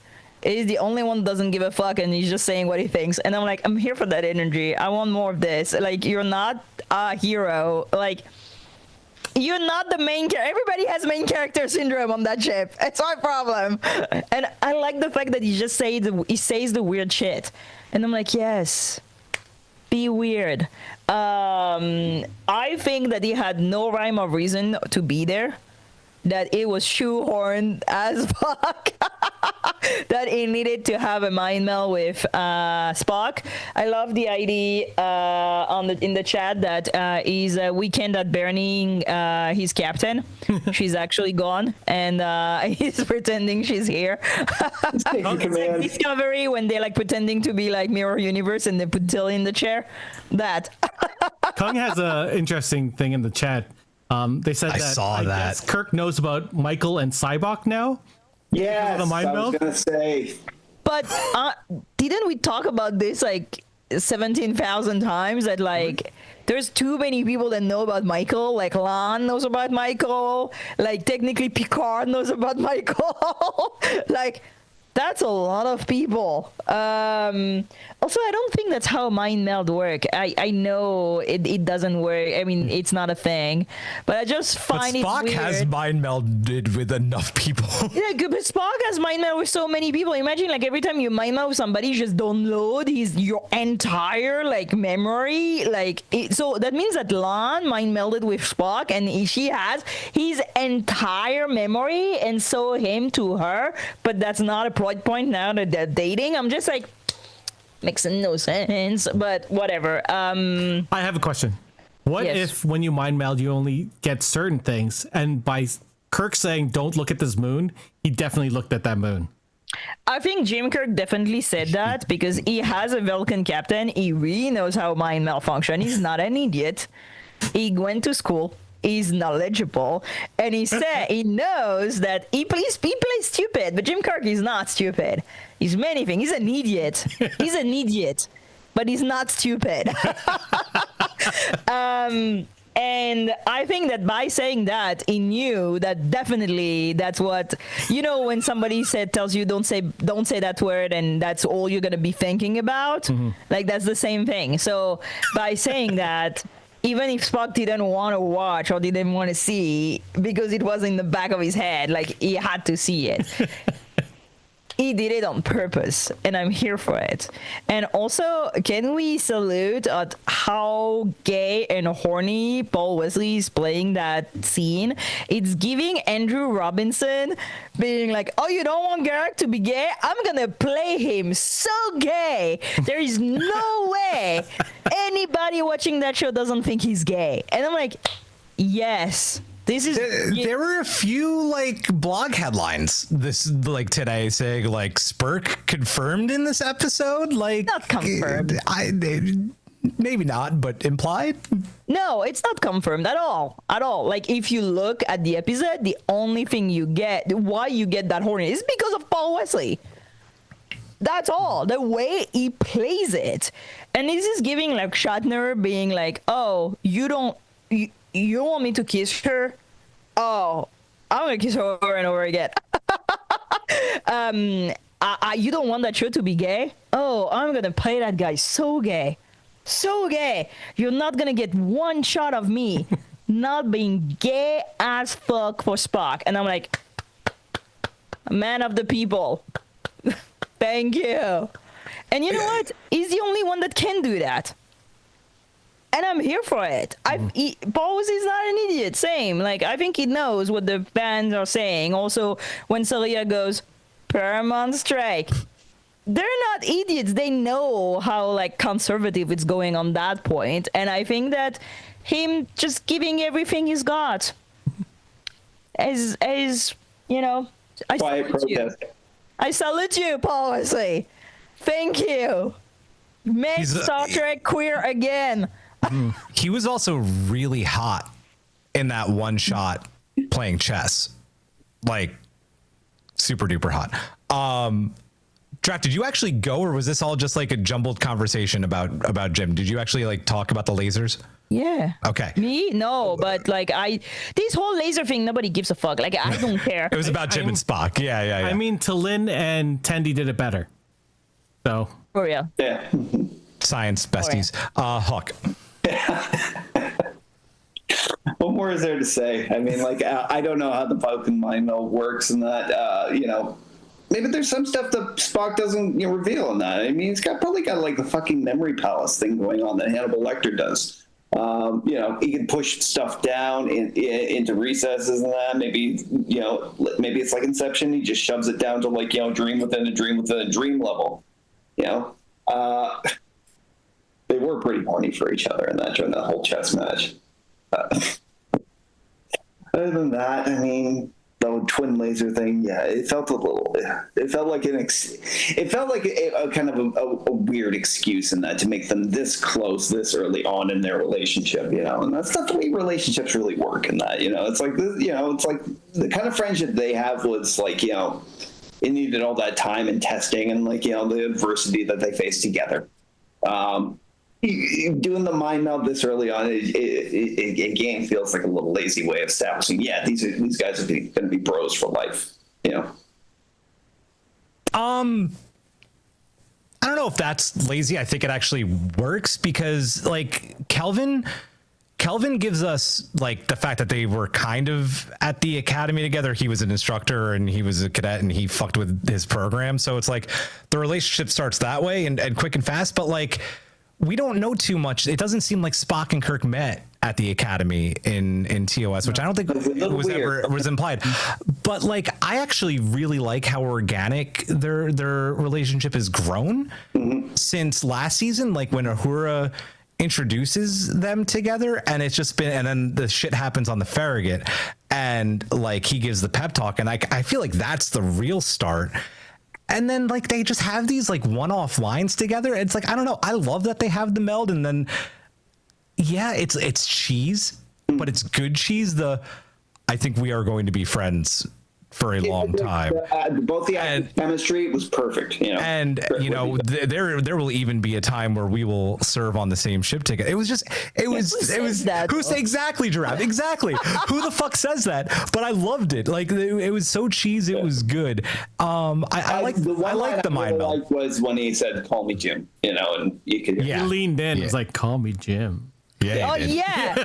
Like again, it's just I think that the director was like, no, play that like dryer or like that. And he was like, okay, call me Jim. And I'm like, and after 2 Say it hours again, Giraffe. and 170,000 take, they were like, okay, fuck you, Paul Wesley. This is the one we're gonna keep in. And I'm like, yes, that's what we're doing. As far as the lasers, like Gene said it right too. Look, the lasers touching was also gay. Like it was just the tips. It was fucking it was All that awesome. to open the door. Yeah, open the door. They crossed the streams, Eric. Oh, you never do that.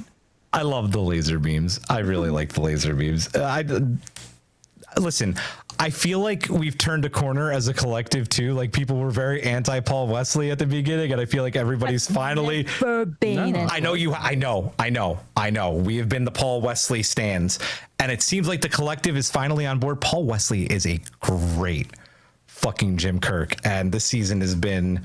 It's never too much Paul Wesley for me. But don't you think it's fucked up for Pike though? Because look at that. It is. No, I do. It's all gray and in the background and like kind of like doing the same thing over and over again. He's in the kitchen. He's making a turkey. You know, he's sad about his wife.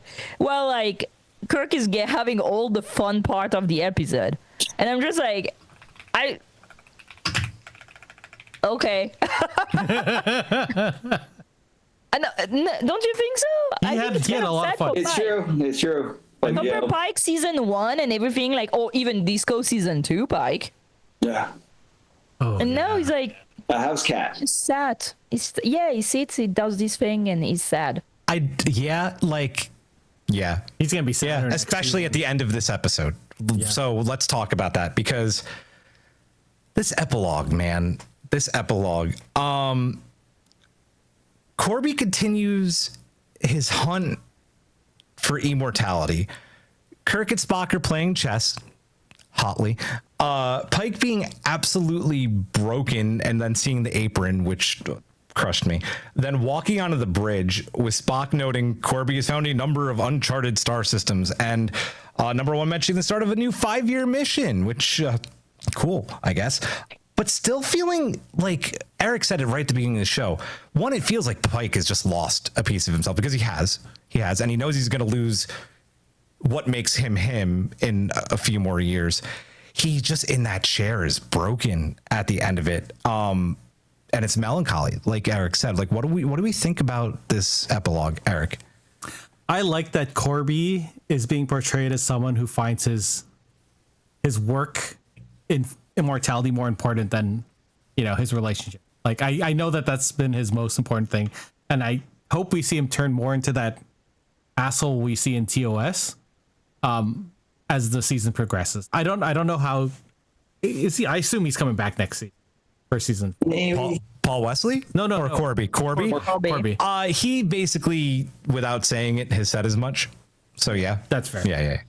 So yeah, I like that he's putting way more importance into his research on immortality, because I hope they go more into that, because we haven't seen him like be very much an asshole, and I thought he was an asshole in TOS. So I hope we get towards that.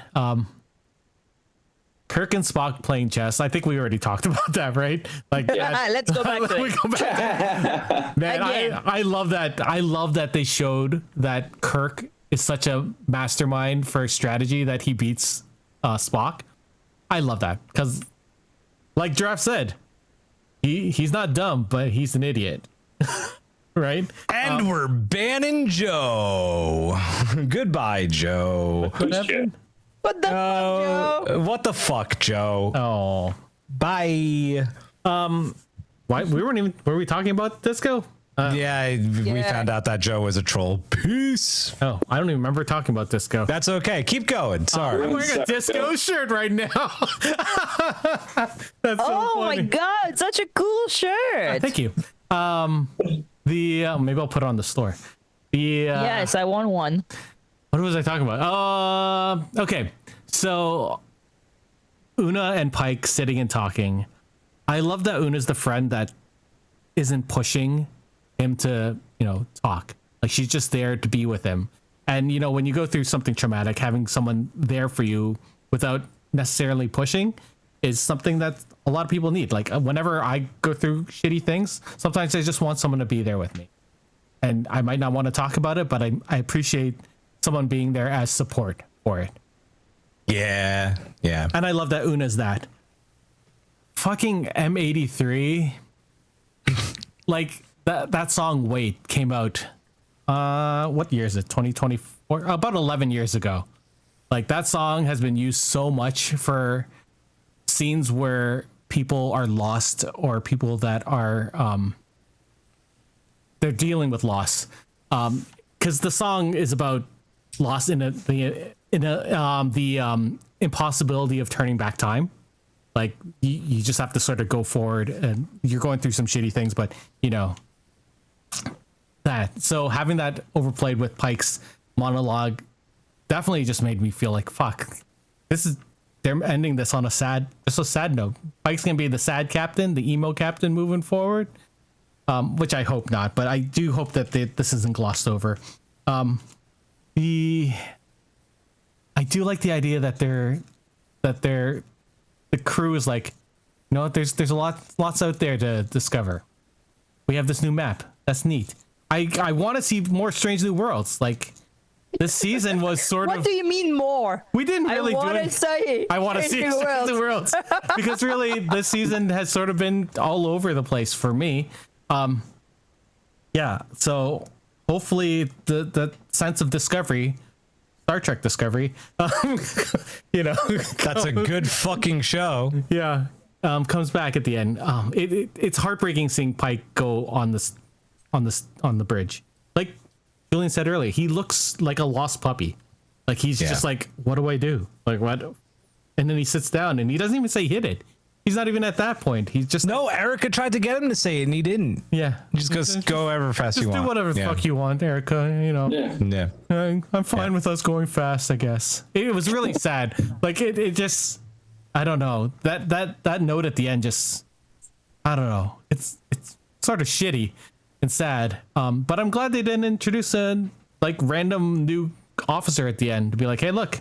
Thank God. There's a new TOS person here. Like, you know, we need a new medical person. Here's Bones. We need a new medical too soon. But I could see them doing it. That's the sad thing, right? But yeah, there you go. I'm counting my blessings. Listen, this epilogue felt like, what do you mean this is the end of the season? Like, this was so weird. I liked Una. Una was giving Tuvok in that scene. Like, really, you know, I'll let you have your feelings. I'll be here for you. I like that. But I don't even remember what goes on except like, oh, Corby! An academic that is looking for him immortality? So surprising. I'm here for Corby. I know everybody hates him, but he has agency. He knows what he's about. He's doing his shit. He's like curious, and is he a little bit megalomaniac? Yes, but you know what? Why the fuck not? Let's do it. Like he's driving his own plot. He's doing his thing. I'm here for Corby. I like Corby. I think that him being an asshole in TOS, he's kind of an asshole now. He's a man looking for immortality. Like, that's kind of an asshole. Yeah, he's always been a dick. Yeah. He's self-centered. Again, he's an academic. I know so many of them. But I like that he's on his own thing, and that, you know, he's in and out. I don't really know why he was here in this episode. There's so many plot points I don't understand in this episode. Let's be clear. Literally before the pod, I was like, I don't get why they're there. Why are they speaking in Latin? We didn't speak about the Latin. I like the Latin a lot. And it's just like, you end this episode and you're like, it's not a bad taste. I won't say that. It doesn't leave me a bad taste in my mouth, but I'm just like, I give you 10 hours of my life. 10 hours. More than a full day of work. And like, basically he's like, yeah, Erica, just do whatever you want. I'm like, okay, get the fuck out of the chair. I'll do it. I'll do your job. I think that maybe it would have been the time for Una to shine, or Spock to shine, or Uhura, or not anybody else. Would be like, he's resting, he's not well, and then you have Spock saying, hit it, or something. Like, that would have been like... I want the ship to go now, Yeah, it would have been exciting. Put Uhura in the chair. Like, I know she's just an ensign, but do something exciting in the end that makes you feel like, oh, you know, leaving me bright eyes. And I know that they're like pulling their 5-year mission and they just want to get rid of Pike, because that's how I felt. I felt that that end was like, and we're gonna do 5-year mission, and we're gonna do Kirk's 5-year mission. Kirk. And I'm like, so fuck Pike. And I'm just like, you do your thing, but don't destroy the character of Pike. It's just weird. There's still 2 seasons to go. And I didn't feel like it didn't leave me. It's the first time that it doesn't leave me excited for the next season. Right. Like, I'm more excited for Academy at this point. Like, yeah, I'm like, yeah. I have con next week. But I just don't feel there's a next season. It feels like there's no next season, that the next season is going to be TOS. That's how watch next season open up with like some big fucking catastrophe, like psych, we're still here. That'd be fucking insane. Amy said something interesting in the chat. Are they going to steal from Voyager and show Pike in a deep depression at the beginning of next season? Probably. I mean, they could. I think it would be a good, like, I don't know. Like no. Like, no. To have Pike be in a dark depression.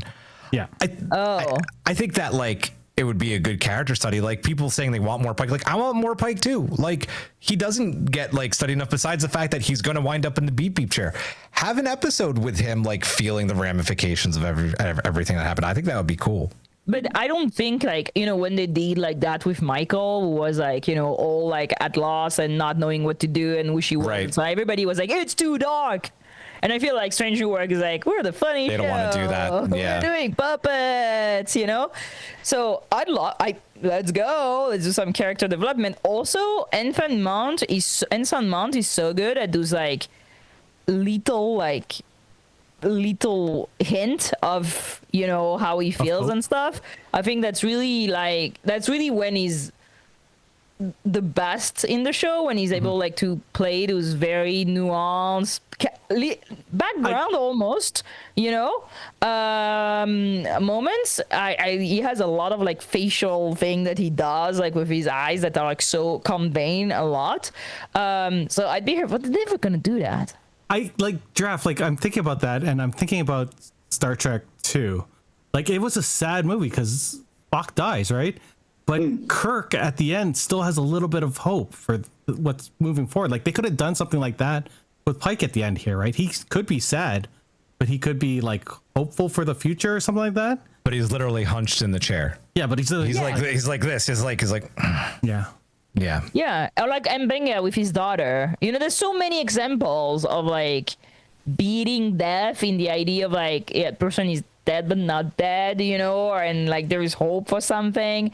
Spock, etc. I feel like they just like, oh, we need to fridge Battel. He needs to be sad for a moment, and then they're gonna pull a lower deck, and next episode is gonna be, we don't remember any of this. Everything got solved. In the background, the Dark Mountains. The Dark Mountains. Jesus. Hawk, did you talk about the epilogue again? No. Go ahead, buddy. I don't really have too much more to add to that. I mean, we'll go to all the ideas. Corby, yeah, it felt a little misplaced in that, you know, but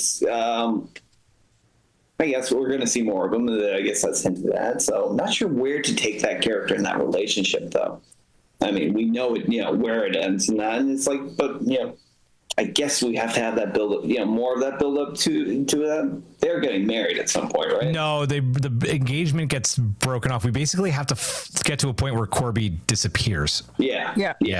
So that could be an interesting plot line for season 4. Who knows? But anyways, Spike was just a broken guy at the end. You know, it's like a head full of those memories from Battel, and also like knowing, like, you know, that's all nonsense, and that, you know, I know exactly where I'm heading at. It's a beep chair, and that it's, you know, Giraffe, you're right. Anson Mount conveyed all that brokenness and all that sadness, and like, you know, that lack of hope. I don't think we've ever seen Pike like that before. You know, at the beginning of the first episode of the first season. Right there, right back to where he was. You're right, where he was hiding out in that cabin. Right. Man. Weird. Yeah, where he's grieving for Discovery. Yeah.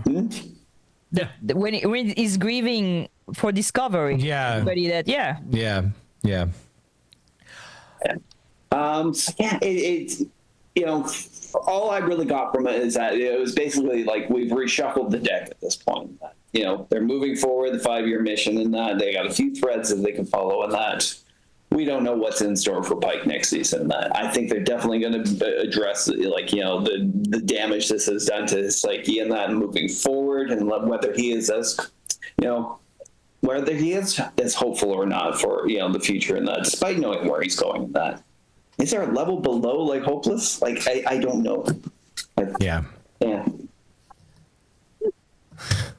The perfect time.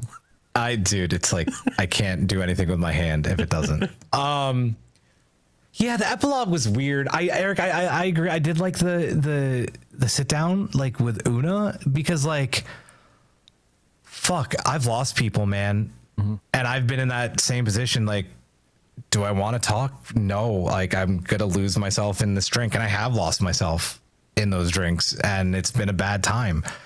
It's rough, and you could feel every bit of it like radiating off of Anson in that scene. I thought that was really good. Looking at the apron broke me.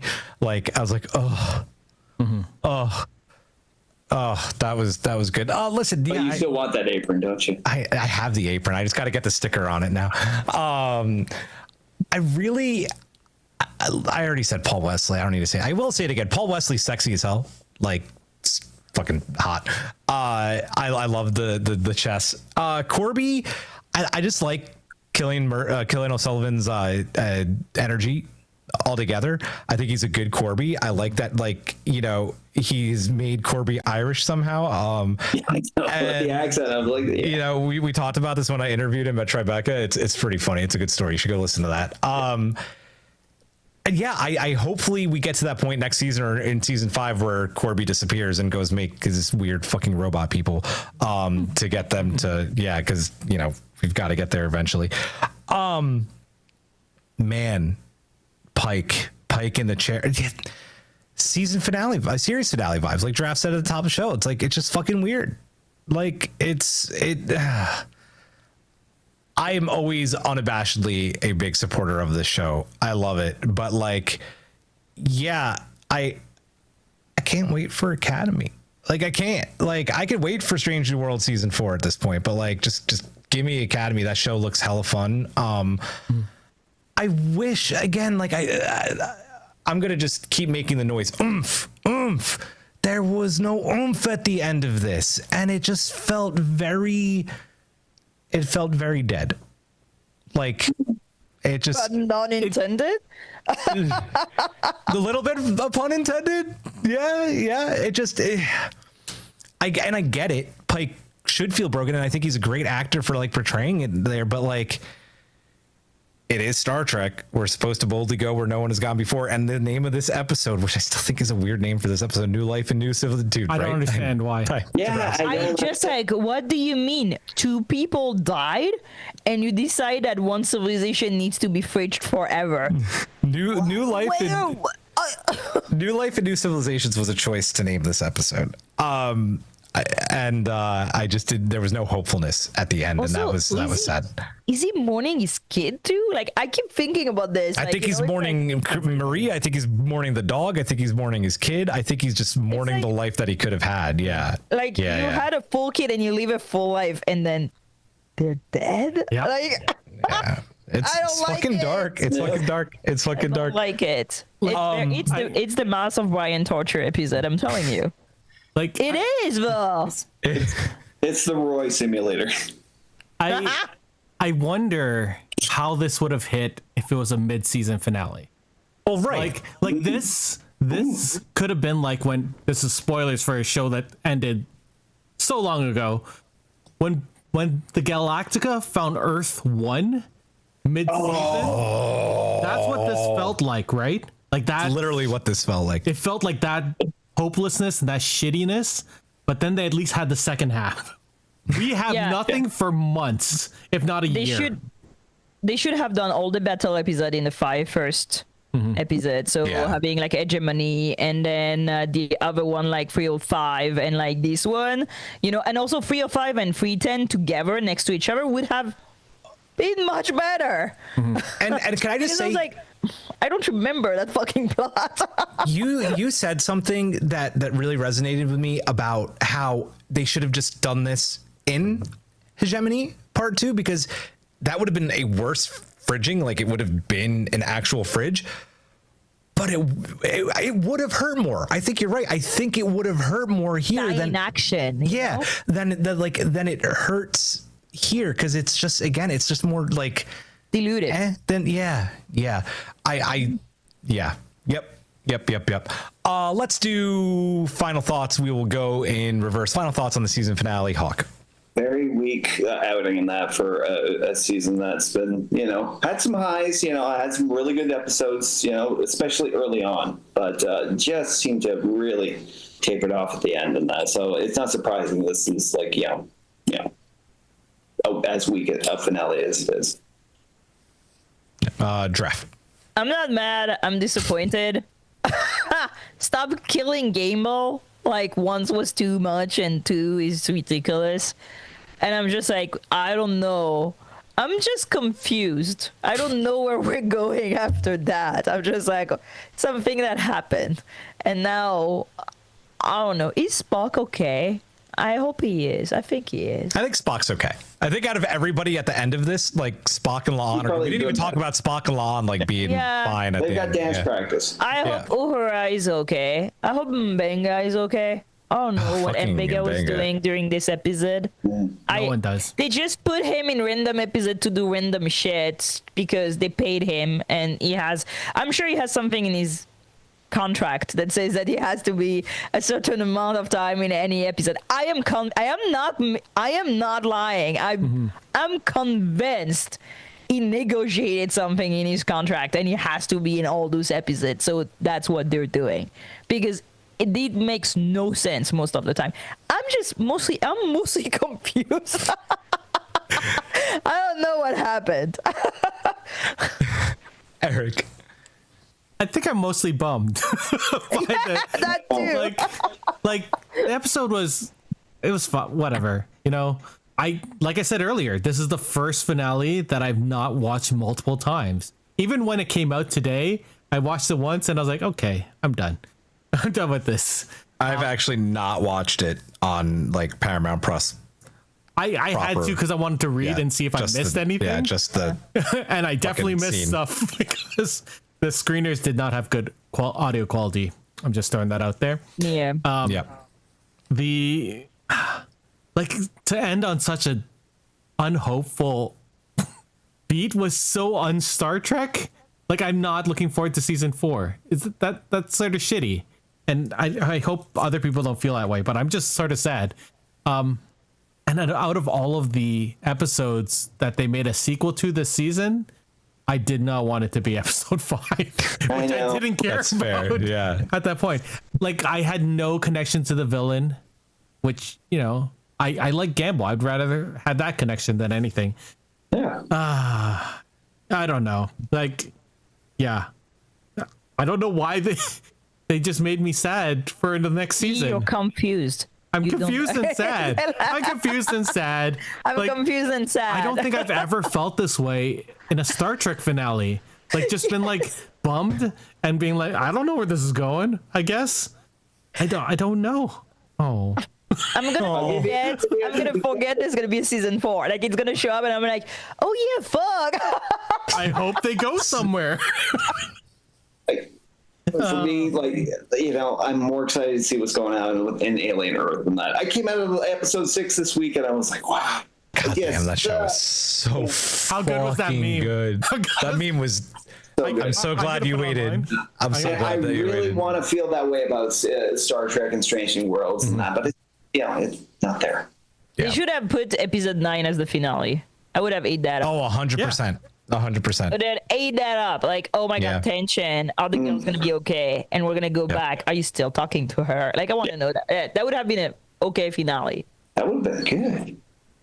I just want to point out that we completely didn't talk about Sam Kirk, and I'm a little sad because Yum Yum Was Pod's he probably sad. Sorry, Yum Yum. Sam Kirk gave us the ley lines, and you go, Oh my Sam Kirk. god, the fucking ley The fucking line. ley lines. I literally before the podcast I was like, are ley line a real thing? They're like, Because woo, yeah. every time I've heard about ley line, it was bullshit archaeology. Yeah. Every 'cause it's single all- time.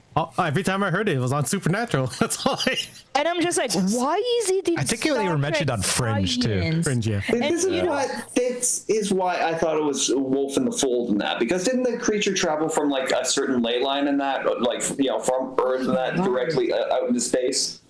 you're right. And you know, the thing that is like weird is that they speak about ley lines and then immediately some characters are like, yes, they are a real thing. And I'm like, that didn't sound very convincing here, Sam. They are not a real thing. And like, I'm just like, why? There are so many different ways to explain some bullshit techno babble that they made up than like using some woo-woo crystal. Like, I'm sorry if you like crystal, I like crystal too. Like, look what I'm wearing. But you know what? It's not science. So yeah, every time it's like, oh, all the sites, they're built on ley lines. I was like, Greeks didn't give a fuck about ley lines. What are you talking about? They do not exist. So yeah, Even what the fuck? even Dan Janot, who plays Sam, did not believe what he was saying. Sam was not. Sam was But he not delivered nice. it so well. Yeah. They're a real thing. Spock what was did like, he "Are say? you sure?" They're like, they really exist, and I'm like,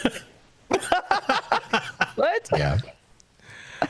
Oh my god, sorry. I don't really have much more to echo other than what I said at the top of the show. It was good. I liked it. It was fine. It was not anything special. It was forgettable. It was not a season finale, but it's fine. I have a question for you, because Yeah. often we He has say, so many questions. I know, because I like questions. I like questions. I think the measure of an episode is, are you gonna watch this again? Are you gonna watch this again?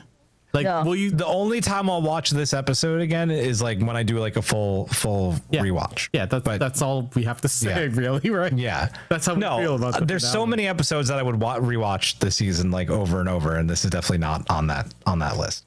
Yeah. Mailbag time. Let's do it. Full disclosure, I forgot to do the poll. I did some much needed self-care today and bought new clothes and took care of myself a little bit. So no subspace to poll, but let's do the mailbag. Frequencies open. And we'll just go back to our order. Eric, you take Sedano 317s, please. Sedano 317 wrote, remember when we feared after the season 2 finale that Captain Battel would get fridged? We have our answer. Now she's a warden? The season 3 finale started as a rescue mission, but veered into TNG Inner Light territory. I enjoyed the life that could have been for Pike and Battel, but the underlying message that Marie drew strength from her relationship with Pike was a great evolution from their friends with benefits of season 1. Indeed. Okay. There's more. Oh shit, there's a second paragraph. I also enjoyed the season 1 callback of La'an's nerve pinch and Kirk and Spock's mind meld flying the ship, and seeing Gamble again was bittersweet. By a fantastic way to end the season. But Yeah, it's a a typo. fantastic way to end the season and a 5-year mission to boot. All right. And Draft, you take Matt Harker's, please. Matt Harker wrote, so, period. I can say I love this one. I'm glad that Pike got his Inner Light finale of 6 Feet Under. Yes. Oh yeah. Moment, but unfortunately we never learned really who the Guardians were, where their part gone. So many questions left unanswered. I do hope we can learn more about these ancient evil before the end of the series. Nice tie-ups for Corby as well. It all felt a little too easy. 7 out of 10 for me for the plot. 8 of 10 for sentimentality. All right.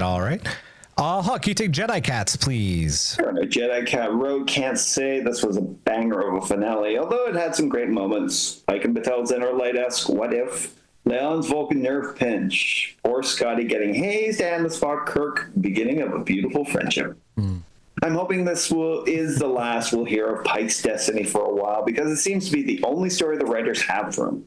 This gave the sense of major changes coming ahead, a big indicator that we're warping ahead to Star Trek Year 1. Or am I nuts? Or did they sort of make Spirk canon? Ethan Beck and Paul Wesley have great chemistry, so while I'm still iffy about a Year 1 series, I would love to watch it just to see these two. I'm sad to see the end of another season, and sadder to know we're 1 year closer to the end. Still, the show remains close to my heart, and I'm looking forward to seeing what's in store for Pike and Company in Season 4. All right. And I will take Emily Rees, who wrote, "It was fine, I guess, but also completely forgettable," a word we used a lot tonight.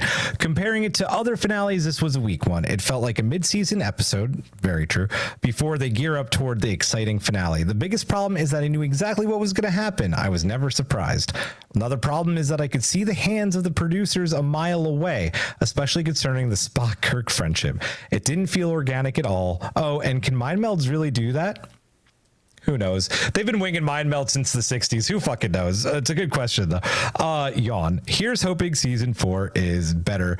Eric, back to you. Can you take Travel Lady 12s, please? Travel Lady 12 wrote, Anson Mount got to do his version of his favorite episode, The Inner Light. While watching, I was thinking, is this the finale episode of season 3?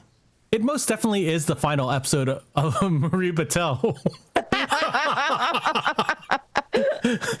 Great acting again from Melanie Scrofano. I wonder, does Pike have the memories of their life together as well? Or was it only Marie? Awkward moment for Lon and Kirk and Spock. The look on Jim's Kirk's face, was that regret? And the callback scene to season 1 with Uhura in dress uniform. Now for Scotty. He looked amazing, although he was made fun of, especially by Sam Kirk. Always good to see him again. No cliffhanger this season, but we had a new planet and species, yet rarely time to get to know them. Hopeful for season 4 with new life and new civilization. Awesome. And Giraffe, can you take Michael Kwan's, please?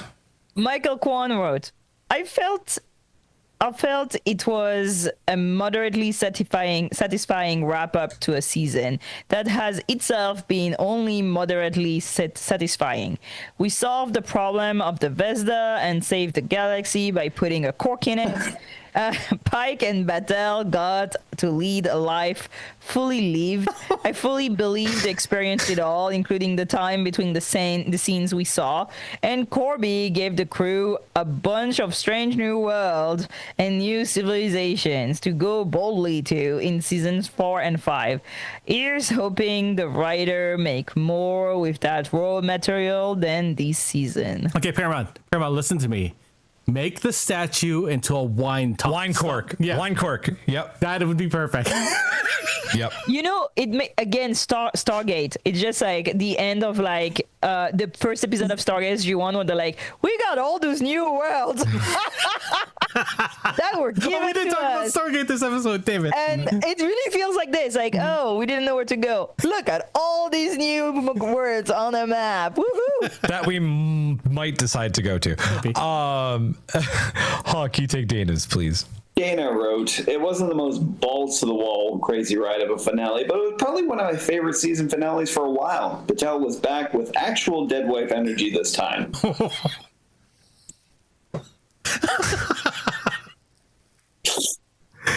The return of Gamble was a fun what the F moment. I loved all the visuals with Battel's eyes and sparkly light powers. Getting to see both Pike and her live out a happy life before she became a Crystal Guardian forever was a relationship ending I didn't know I needed. Could it have been a bit more boom, pow, wow? Sure. But did it give me all the warm, fuzzy feelings and help me feel like the future of the show is going to be good? Yes. I definitely look forward to watching this episode again and adding it to my list of favorite new 2 Trek Comfort episodes. Hey, we like comfort. Me, I'll take I'm taking it home. I don't ever take it home, I don't think. I'm taking it home with Mars, who wrote, I'm not entirely sure how I feel about this one. Emphasis on feel, because this episode got me feeling a wide gamut of emotions. I'll take another serving of Spock and Kirk on their date, please. Yes, ma'am. Pelly is on the bridge saying what we're all thinking about that hot Spock and Kirk moment. Perfect synchronicity. The return of Ensign Cutie Nurse versus Captain Battel. Fight. Do we get our Goran transformation? No. But now wait, are we in the fucking Nexus?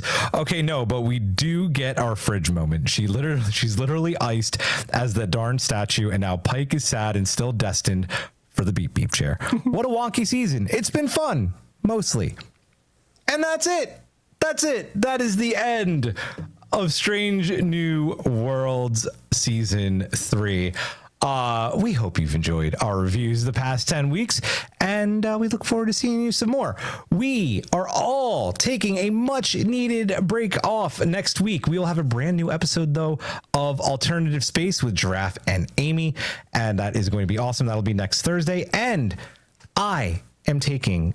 In the 5 years we've done the show, I've never taken a pod vacation, and I am taking a bit of a vacation. I'll be off the show until October 9th to reset my batteries.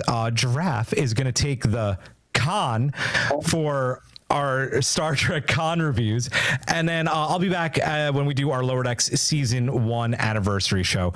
But as I already said, fear not, next Thursday. Alternative Space, we have that coming up, and then we will be live the following Thursday with Giraffe and whoever else decides to show up, reviewing the first 3 episodes of the new Star Trek podcast. Can we all do it at once? That's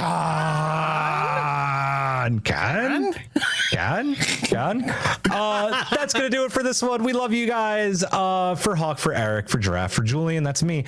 Live long and prosper. Majram, here is Uhura to take us out. You fly safe out there. Good night.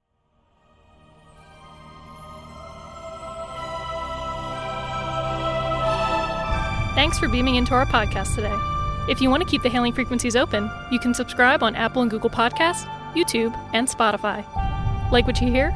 Put in a good word with Starfleet and leave us a 5-star review.